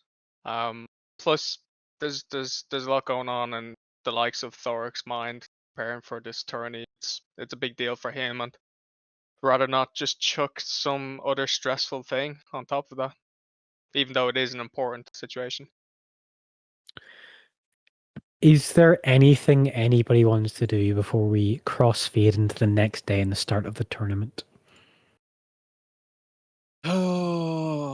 I need to do one quick look through things before I can answer that question. Yes, please do. Um, This is an important moment because once you guys like off this train or on this train, things are gonna. I need to find I've forgotten her name again. The druid. Teodoro Simones. Teodoro. I need to find Teodoro. Okay, you can go and speak to her at the Hearst if you want to. I've no if she's at the I'll head over to Hearst and see if she's there at least. Yeah, she would be in the middle of earth shaping and knocking over the trees that hadn't already fallen over and piling them up and trying to like root new holes in to plant new seeds and saplings even into the dark of the evening, like working dawn to dusk. I'll I'll approach and give a nod. Hello. Yeah, she's wearing more simpler work clothes, but still like the vestment of Thesnir's like hanging around her neck. Sorry, the holy symbol of Thesnir's hanging around her neck, made of wood. Half smile. Actually, no, a full smile. Looking to you, she her hair is tied behind her scalp. Oh, holy. How goes your new living arrangements provided to you by the Argelit? Quite well. I'm not a very lavish person myself, so it does me. The others seem to enjoy it as well. Has your life become overly complicated, or has it simplified over the last day or two? It's become incredibly simplified. I just have to gestures around the area, get rid of a lot of the rot, and start to make a formulation of a plan to reseed and regrow the territory, and commune with Thesnir of what is best and the path that we should take forward for this place. Sounds good. I was actually wondering. I came here with an initial request actually, but I've got another question to ask you. Would you have any perhaps drawings or of the great oak before it left us? It's strange that you mention it. There is a yes, I'll show you. And she goes like everything that was in like the oak, because it's a sunny day now, so everything that's in the oak has been some of it's moved outside. And there is a carved piece of dried bark that's about 12 inches by about 8 inches across, and inside of it, with like a finger painting kind of style, but really really detailed, is a drawing made of sap and tar of the oak before it was corrupted. Could I borrow this? Just for the next 2 to 3 days. My intentions are with this tournament that we've joined. Apparently one of the events is produce a piece of art, and I wanted to honor the Hearst and carve out a replica of the great oak for my entry. I could use this for reference. Oh, it would be such a pleasure to see some heirloom or piece of artistry depicting the oak as it was. It will take 300-400 years for it to grow back the way it was, and Well, people. we could trade. If you give me this, and I at least even temporarily to borrow it, and if my carving comes out anywhere decent, my wood sculpture, I'd be more than happy to donate it to the Hearst for memorial sake of the great oak. She moves to hug you. Yeah, sure. Yeah, this woman crouches down. This wood elven woman crouches down and hugs you, and then passes you the wood embellishment of the great oak on the bark skin. Take it as long as you need. My family, we pretty much live in a tree. I've grown up in the woods. I appreciate them as much as you do, and I know you've lost a lot. You've lost entire forestries surrounding this city as well as your own Hearst and Great Oak, and honestly, anything that I can do to give you back a little bit of your own home would be my pleasure. It's strange to talk about homes and where people belong. I had a very, I don't want to say worrying, but I sought counsel with Thesnir of the purpose of these Hearsts in their needed relationship with the people in the towns. And he seemed apathetic to it all. Recently? Yes, nice. I communed the ritual last night. It didn't seem, I mean, for me, immortal to ascribe the feelings and wanes and pains of a god. But I asked him explicitly, what, how, and why these hearths exist. And I was left with the feeling of emptiness, of a non-answer. Do you Perhaps the think church has perhaps lost sight of the objective of these hearths. well, unfortunately, I just know them as a sacred place. I didn't know previously if they had any practical use. If I mean that sounds like a dishonoring way of describing them, I suppose, but it's the only word I can think of to describe. But did they have further use than just a place to speak to its god? Usually, to commune with Thesnir, to get much closer, people travel far and deep into the wilds. This was supposed to be some type of outlet to avoid such dangerous travels for most people. But I know, as long as lived I am, that there has been fewer and fewer uptakings in the clergy and desire for Thesnir involvement in society at large. We've become so much more than we once were. This nation. We've grown so fast. Our maps get more and more filled with details. Streams, forests, rivers, their little pockets and hidden spots, more known each year. There is less and less of the world that is a mystery.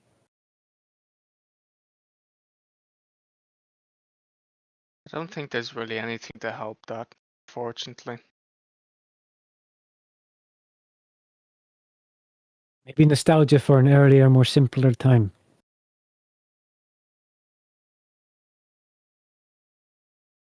But these Hearsts across the land, are they still withstanding? Oh, yes, yes, of course. There's the one in the capital, and then everywhere else, north and south, there will be some type of hearse, whether at the edge or at the center of some type of civilization bastion.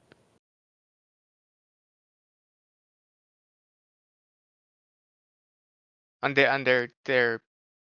are cared for. They have their own caretakers, It would have like someone yourself. equivalent, or maybe more senior or lower than me, depending on where exactly it is, yes.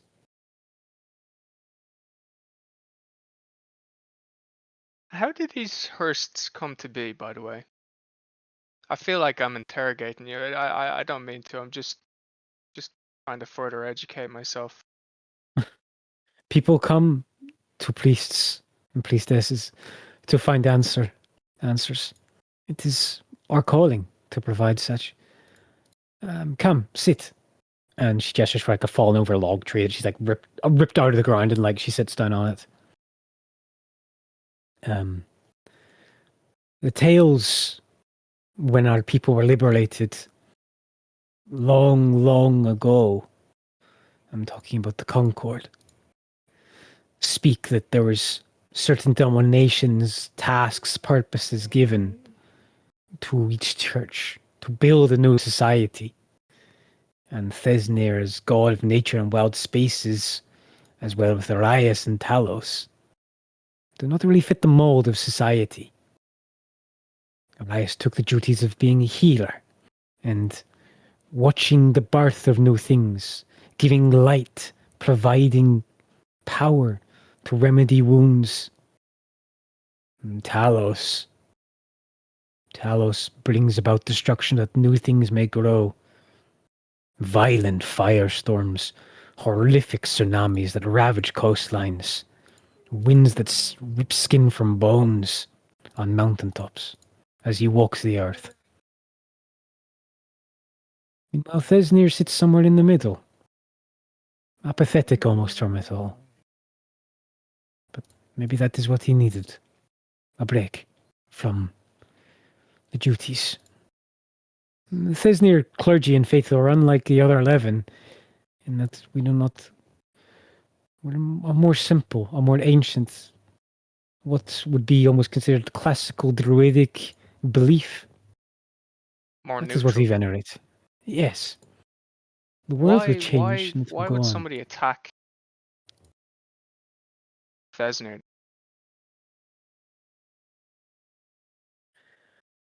I don't know if what that was planted in that ground and what became of the old thing was meant as an attack or some strange idea of forward change to the church when the church has been the same for 15, nigh on 1600 years now.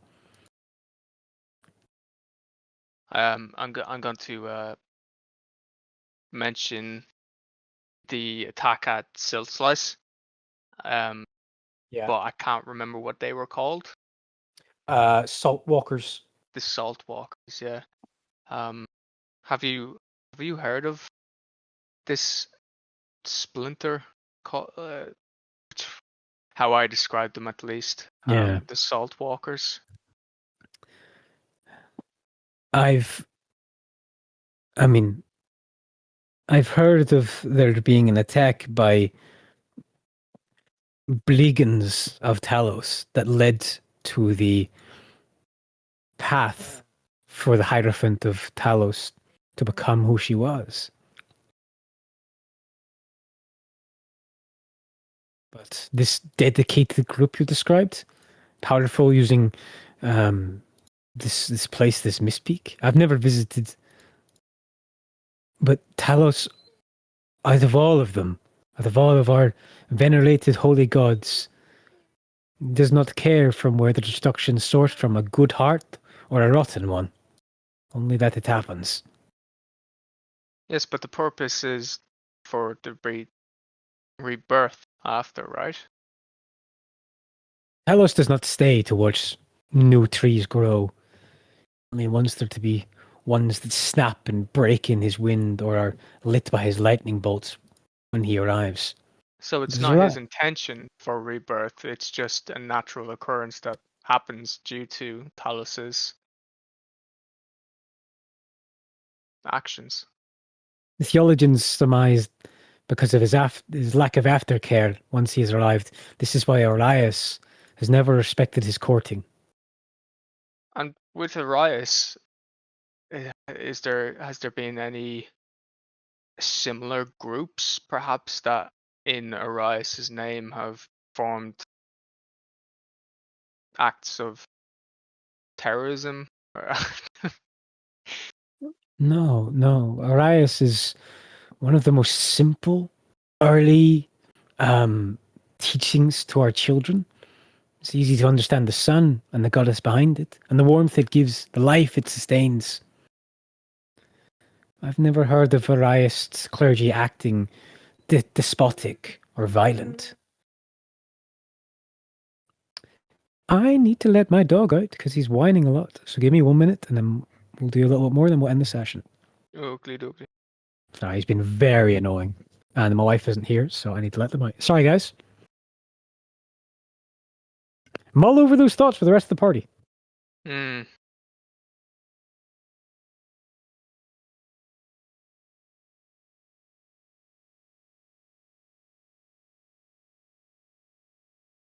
Oh, Mike was muted. So, what are your thoughts currently, Stody, Orly, Tom Bombadil?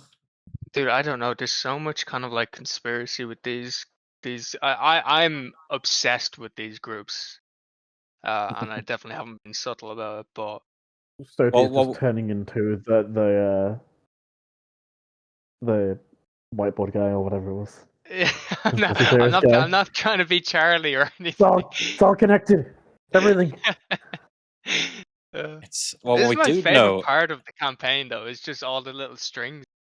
But What no, we do know these is groups. Talos is not good at aftercare, so that's why he's single.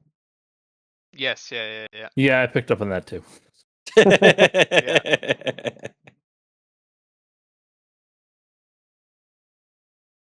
Cypher will have no idea we No. were mentioning this until he watches the VOD. I'd love if it was just as simple as the three gods of nature had like their own dedicated splinter group, and they were in ties with each other, and that would make life so simple. But I don't think it's going to be anything like that. Maybe it will.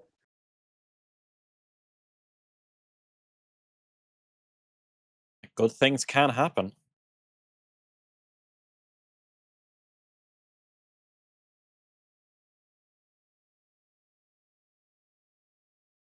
For example, Orban lost.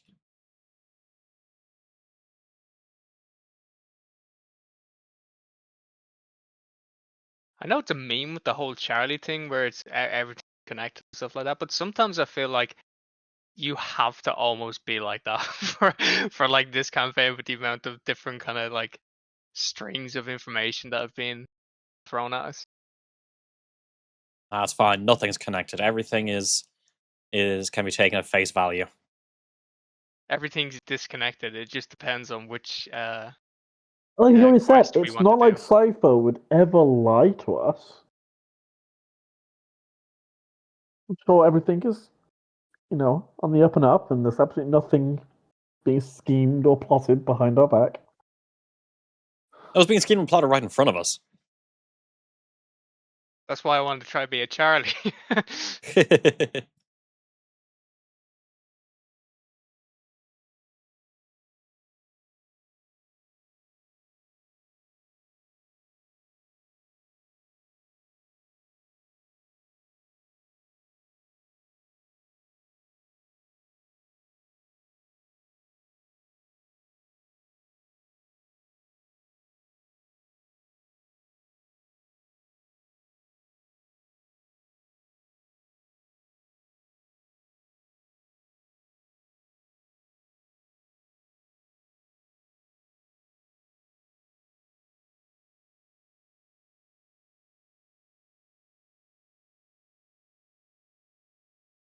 Was Lyranok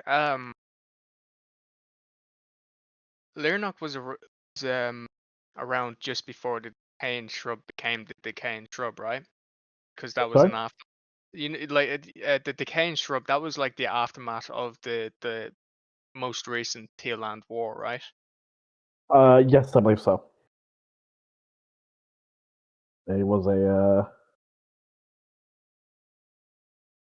Well, actually, I don't know how much Cypher wants me to say yet. Yeah. No, I was actually going to say, is it common knowledge, how it actually came the decaying shrub, or is it not that common? I believe it's common knowledge. I mean, or at the very least, I'm assuming, like, some level of it will be common knowledge. Yeah. Was it like, was it mostly kind of like a just fire, or was it something else? No, it wasn't fire. No. I will about double check as soon as wildfire? Cypher's back. It was not a wildfire. Also, I think you are underestimating how bad it is in the decaying shrub. I think it's called. I think it might be some necromantic thing. I will double check with Cypher exactly what, but why he wants me to keep a secret, what he doesn't. Like I said, Yeah, no I'm worries. assuming it will be relatively common knowledge, but just in case.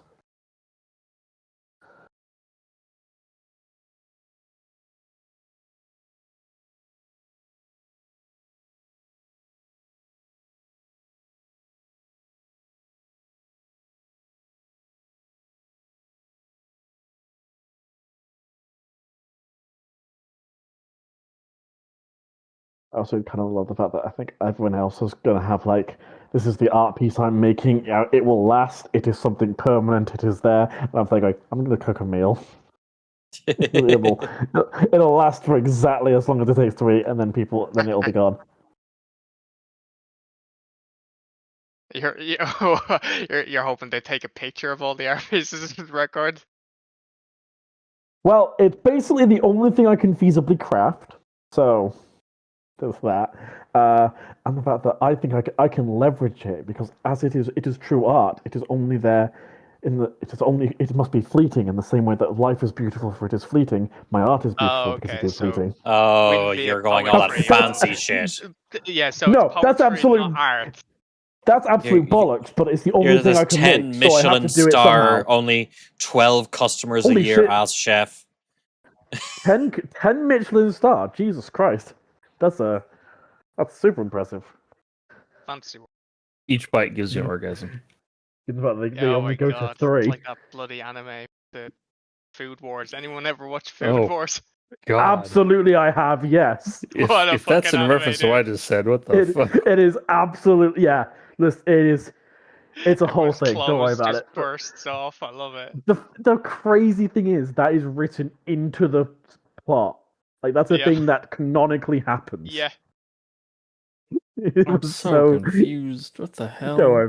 Did you guys ever see any of the Phoenix Wright anime where, for some reason, they literally the power of like wind gusts or something whenever they do objections or whatever? Oh, it's like they all have their own capability. Yeah, it's weird. Yeah, but does anyone actually comment on it though? Like, I don't does think anyone so. comment and be like, "Where's that wind?" Well, that's a different thing because we don't know if it's canonically there or if it's just trying to be dramatic and important. You can measure the quality of the food in the amount of clothing that's blown off of them? Yes. I don't know if they go that much. I will point out if you have you watched it all or yeah, I have it. So the fact that yes, that is a thing they canonically do because the final meal, the final contest is literally decided by whose meal blows off more clothes. Yeah. I'm not fucking exaggerating. That's literally how it's judged.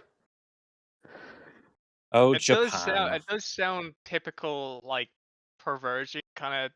Oh, it absolutely is. It is that is definitely the fan service part of it. I'll give it some credit. It is at least equal opportunity degeneracy. You don't tend to see that too often. Yeah, but and if you go past that, it's actually a really good show. Like it's actually it's legit. It is. But also it's like legit cooking advice. It actually works. Yeah. Until you get to the final season, but we don't talk about that one. It's like Dr. Stone. You watch Dr. Stone? I have not actually. Dr. Stone is so cool. Well, at least the first couple of because it's all about the idea being that let's just say without spoiling stuff, there are like 1,000 heads in the future and civilization came to a collapse. So they still have the knowledge of how to make things and stuff like that. They just have to do it again. So you go through this kind of like plot line whilst learning how to go through the periodic table and like scientifically making stuff from scratch and shit like that. And it's actually all pretty accurate and it's so cool. Just like the rebuild of civilization kind of deal. Yeah, pretty much. Yeah, from scratch. I like it. So rudimental science and then onwards from there as well.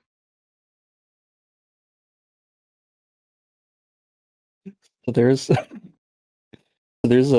cooking there's a cooking anime and it's basically like a isekai cooking, but like it's just the restaurant itself that goes to another world. Oh yeah, and the cook. Is it Izakaya or something? No, there's another one. That's the big one. There's another one. And Another World. Yeah, Restaurant Another World. Yeah, I think that's what it is. Seen it. And at one point, they serve something I can't remember, like pasta or some shit. I can't remember. And like they start cracking pepper on it, and the guy's like, "Holy shit! Like pepper!" And fuck, dude. The reason pepper is expensive is because Turkey taxed the hell out of it as it traveled from India to Europe. So I was watching them like, fucking Turkey exists in this fantasy world too. God damn it.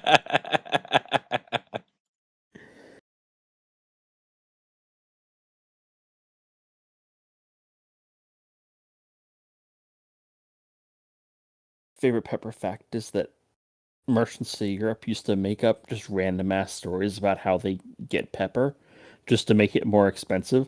So literally no one in Europe had any idea how pepper is grown. Like they thought it was like, oh, it comes from this like dangerous mythical animal. Fuck, dude. Anything to justify a price increase. Yeah, basically. But yeah, Isekai or Restaurant from Another World or whatever. It's a good show. I'm Yeah, very that's one sorry. season, I was gone but, for so long. Nice. I think they have a whole episode dedicated to beer, which is very fair. Because beer back in the medieval times probably sucked ass. Well, Oh, it was oh, more of a practice use, wasn't it? So you could You cleaned water. Yeah. actually drink water and stuff. Yeah. Back to theology. Back to Arias theology. Absolutely. Yeah. Did you have any more questions for Theodore Simons? So we were talking about Rise. I was asking about Splinter Group in the hopes that everything would be nice and simple, and we just had one Splinter Group per nature god, but I don't think that's the case. So I'll probably drop the line of questioning. I'll just turn to Theodore and I'll just say I was wondering. I know you are quite busy with responsibilities and the regrowth of the Hearst, but the tourney starts tomorrow, and I recently got in contact with my wife, and explained to her that I found my lost son, who's been living here with the Zolness family. Oh, well done on finding him. Yeah, thank you. I was wondering, would it be possible, probably overreaching here, but would it be possible to perhaps go and collect my wife and bring her back here?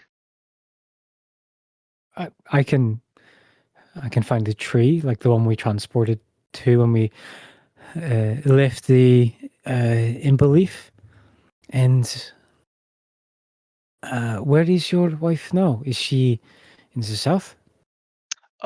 North of Erith, where we live in a town called Hallowhall Hallowfall. or Hallowfall. I Hallowfall. I know that place. You do? I traveled there a century ago.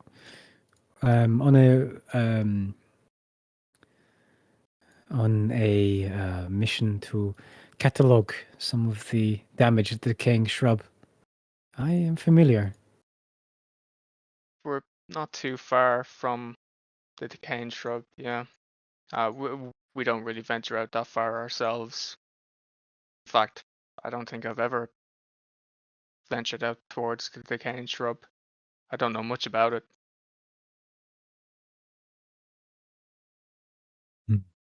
No, it is a dangerous place. There is a lot of Thisnir faithful who safeguard it. Oh my god, I dropped my phone. It just opened. Oh, she had a phone? She has a phone? She has a phone. Sorry, I dropped my phone and started playing TikTok. What are you rocking? Oh, don't fucking say iPhone. She's got a Nokia 5000. Okay, good. Dude, If it we was an have iPhone, it would have phones. shattered. I You call guys Orly. technically have phone. I call Okay. Orly. Orly, you hear a voice in your head from Hendrik. No, I got nothing. I just want to point out how stupid it was. Yeah, so she says, do you want to come with me? And we can try and bring your family here? I think it's probably best if I do go with you. I'm not sure if it's entirely suitable for the entire family. I do as I told. It'll be up to her. She can make that decision. But if I do go with you, at least then we need to find somebody to mind the rest of the kids. Then we can be there to help coordinate. The opening of the plant stays for some time. Unless you have 100 people or so to get through, a family will definitely be manageable. No, we're not that productive of a family. Shall we start soon? Yeah. Okay. I have a few things I must prepare. I need to get my faith supplies. Meet me at the tree. We resumed just on the slope next to the Twin Castle. Okay. From the Emberleaf, and I will take you to your family at Hallowfall, and we will travel back. Thank you so much. Okay. Shall we leave the session there with Orly saying he's going to get his family? Sure thing. Mate's getting his family. Holy shit. Yep. Getting the family back together. Which means Orly needs to tell me about his family after 2 years of the campaign, after I've been asking about it. Yeah. So what's happened, guys, is every like 3 or 4 months, Cypher reaches out. It's like, yeah, can you tell me anything more about your family? And every time I've gone, yeah, I'll write up stuff and I'll get it back to you. That's been it. I only got. After that was, I'll get it back. Got a deadline now, boy. I think I only got like Torley's name like a month before the game where you found him. This is not true. I did give names. I did give names at the very, very start, but even I don't. So, but I do have them wrote down. Yeah. Okay. All right. Piety. Piety for Baldre. You get both Orly and Lernock get a point of piety for treating strangers with respect and offering the same treatment as family. You guys are all very nice and disciplined today. And you didn't go and try and assassinate High Lord, so. Yes. I would never suggest such a thing. As my group therapy counselor says, yet. Yeah. It was. I would never do something as basic and easily tracebackable to me as that. So, Kinos, you get 2 points. You destroyed something that outlived its usefulness, and then you got rid of your old enchantment for your hammer and replaced it with a new one. And then you created a masterwork in that there's the new bound set of armor. It didn't sell itself, so I'll give you 2 points of piety for that. Are you at piety 20 yet? Nope.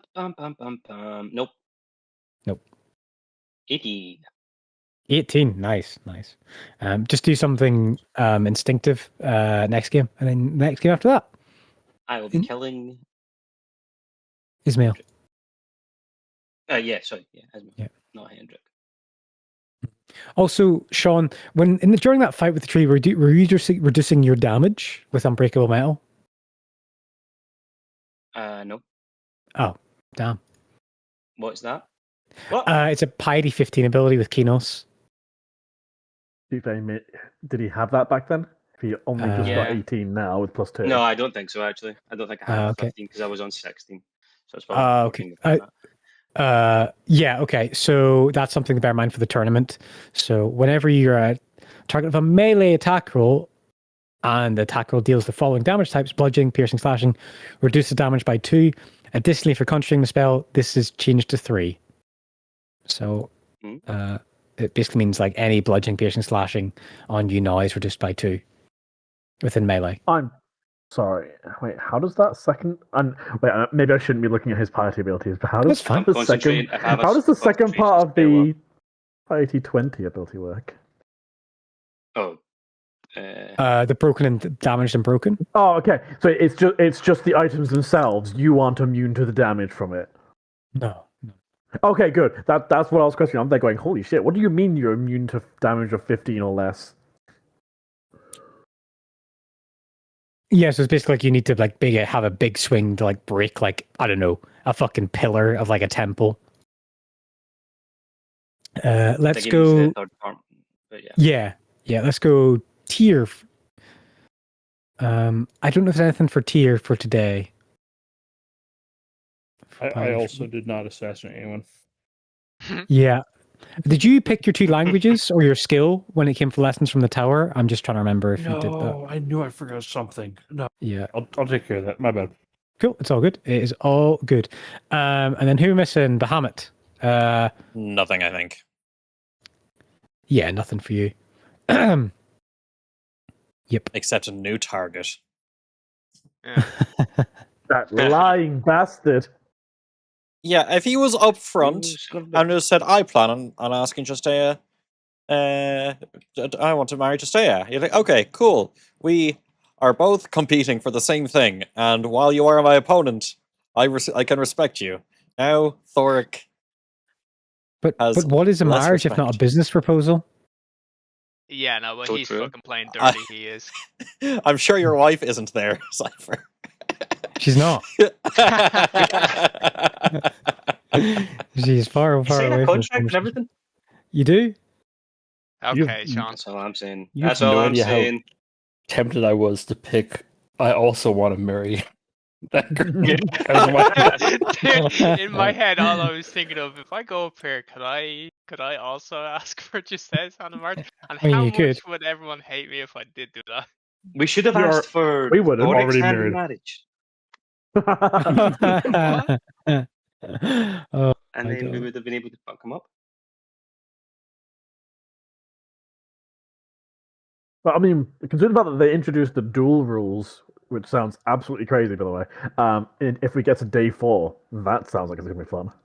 Oh, You're gonna get dueled. yeah, 100%.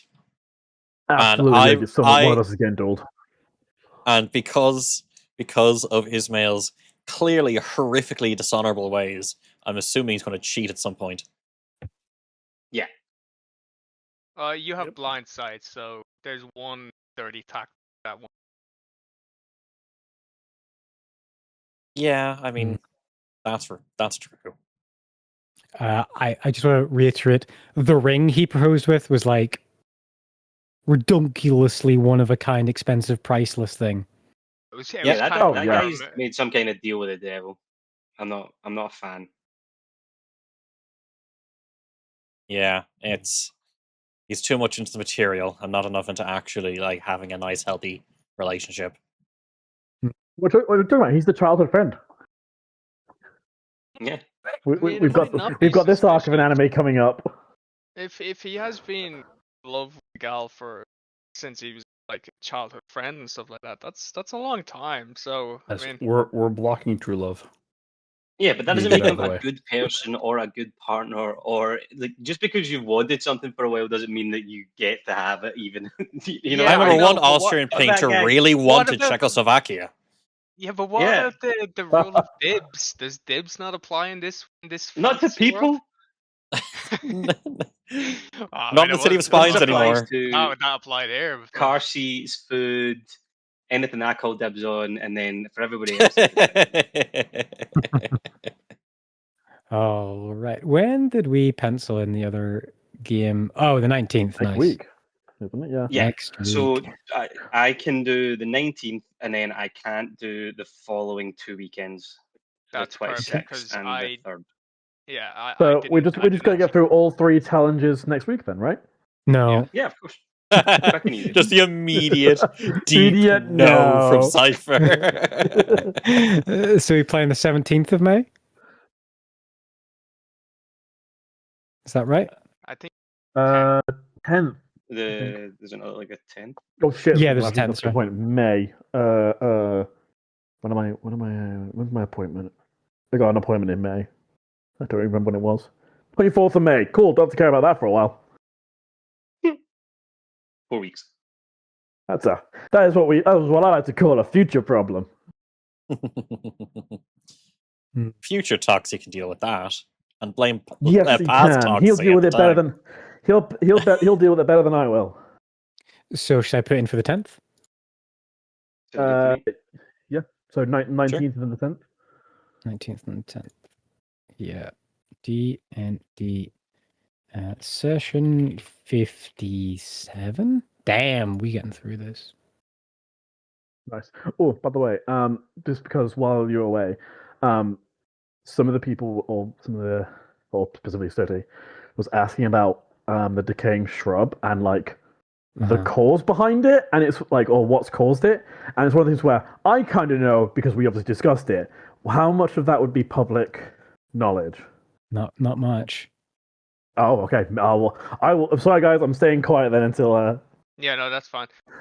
so we can ask him about. I really don't believe Orly or his family would have had any like need to travel out that direction, anyways. Too Especially, dangerous. It's far too dangerous. yeah, especially with where they live having kids. I don't think he would have even been curious to head out that direction.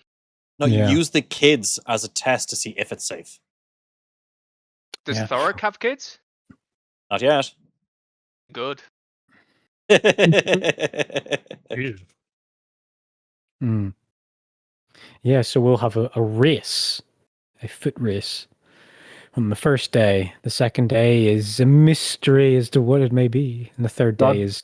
God damn it, Mina! And Aldrin is the big finale of the tourney. Uh-huh. I can't Just wait gotta for get Thoric there. to say something like, I love races. I've been a racist my whole life. Yeah. It's beautiful. It's always beautiful. So how fast can I run? I think I can 90 foot.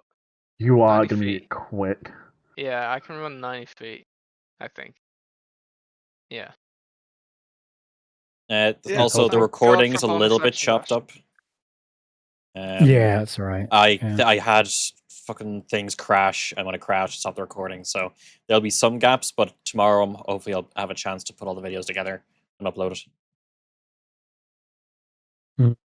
Yeah, it's all right. It's all right. I feel like we'll... that was a bit of a nut session as well. Hmm. There's always a lot going on. There was a lot. What was the description of the Mina challenge? Because I kind of didn't Good really. take it, Basically, Sean. we were pretty much told to meet at the gates of the vaults of Mina. Weapons and armor is required, as it will be a dangerous task, but more details will be given on the day. Yeah. Okay. I think that was the They're summary, right? They're just gonna mug us and they want us to wear nice stuff. It's highly possible. It is Mina. Who knows? It is me now. Mina It would is be probably okay deception. with this. Depending on as we get all our arms and armor, we get there, and it's going to be absolutely zero combat whatsoever, just because it's deception. No, it's gonna be another race. But you're in armor. If only you had disappearing armor, eh? They just walk up and just go race back. I mean, I do like the fact that specifically for the Forge Cleric, he can make his armor and armaments like reappear and disappear. So he's got that little bit of trickery now. He has an Iron But Man it's cool suit. as well. Yeah, pretty much. Yeah, nanobots. Also, is scale mail the best armor you can wear? Forge Cleric. And we get heavy armor. He Not does in the get Ford Craig, not yet, I don't think. Yeah, you do. Huh? Heavy armor at first level. Hell Yeah, yeah.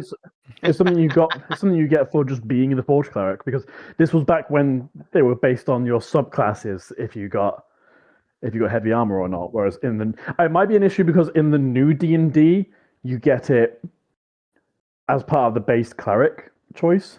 Yeah. Or with 5.5. Yeah, I think he picked like the alternative for that, but you should have a heavy armor. I'll put that as a skill in your character sheet. Yeah, man, get plate armor. Someone into the plate mail. I don't know if anybody's got spare armor. I mean, we could You say can make now. plate mail. Yeah. Wait, can I fabricate some plate mail? Oh, you may not be able to fabricate it in one go, but you can literally craft it. You're a forged cleric. What do you mean? Can you? Yeah, you have heavy armor proficiency, my friend. You can convert raw materials into products of the same material. For example, you can fabricate a wooden bridge from a clump of trees, a rope from a patch of hemp, or clothes from flax or wool. So if I had iron, could I create plate mail? There's also the Kinos thing of if you make something with the invention, you gain a damage. It would gain damage at level 15, or it becomes immune to being damaged and broken.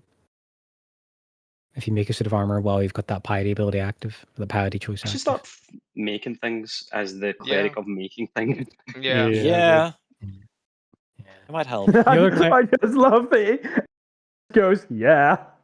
Yeah. I'm too used to just like big guy hit things.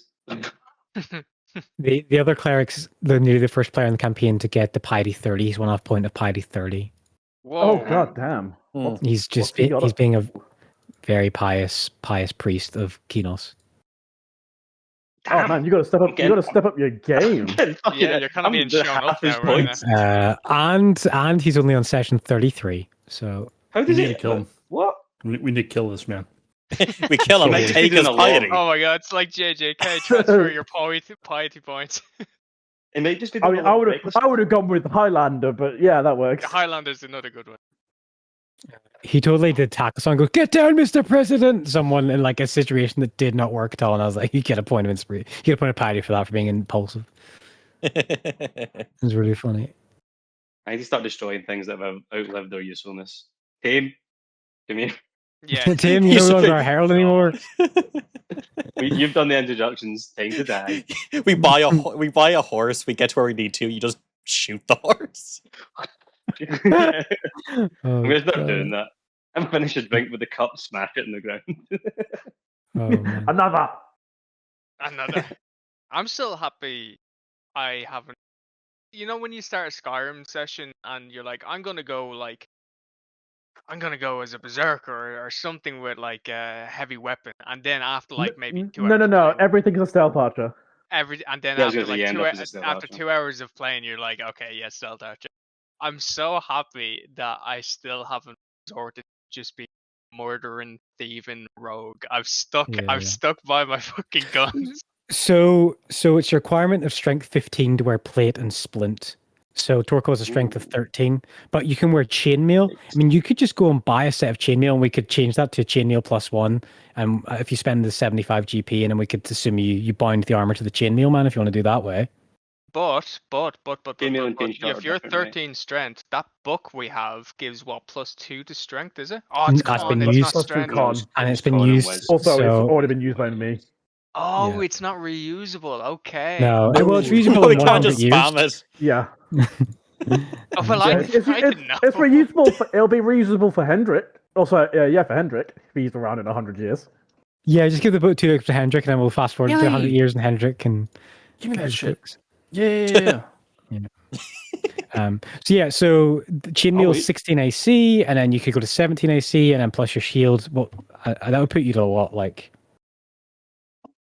I don't know, 16 plus 2 plus 1, 19 AC. Wait, you're at 19 AC already? Wasn't one of the special materials in that book that you can make like heavy armor and that doesn't require strength requirement or something? Oh yeah, lock joint probably or cost a something, lot of money. No, it's not that. It's a special material, I think. Oh, wood. Dark wood. Okay, I'm gonna bounce, guys. I will see you all next weekend. Yeah, Sean. Yeah. Yes, we'll see you next weekend. All right. See y'all. Bye-bye. Bye-bye. I'm going to jump as well. Yeah, no problem. I'm going to do so too. Bye-bye. See ya. Bye-bye. Bye-bye.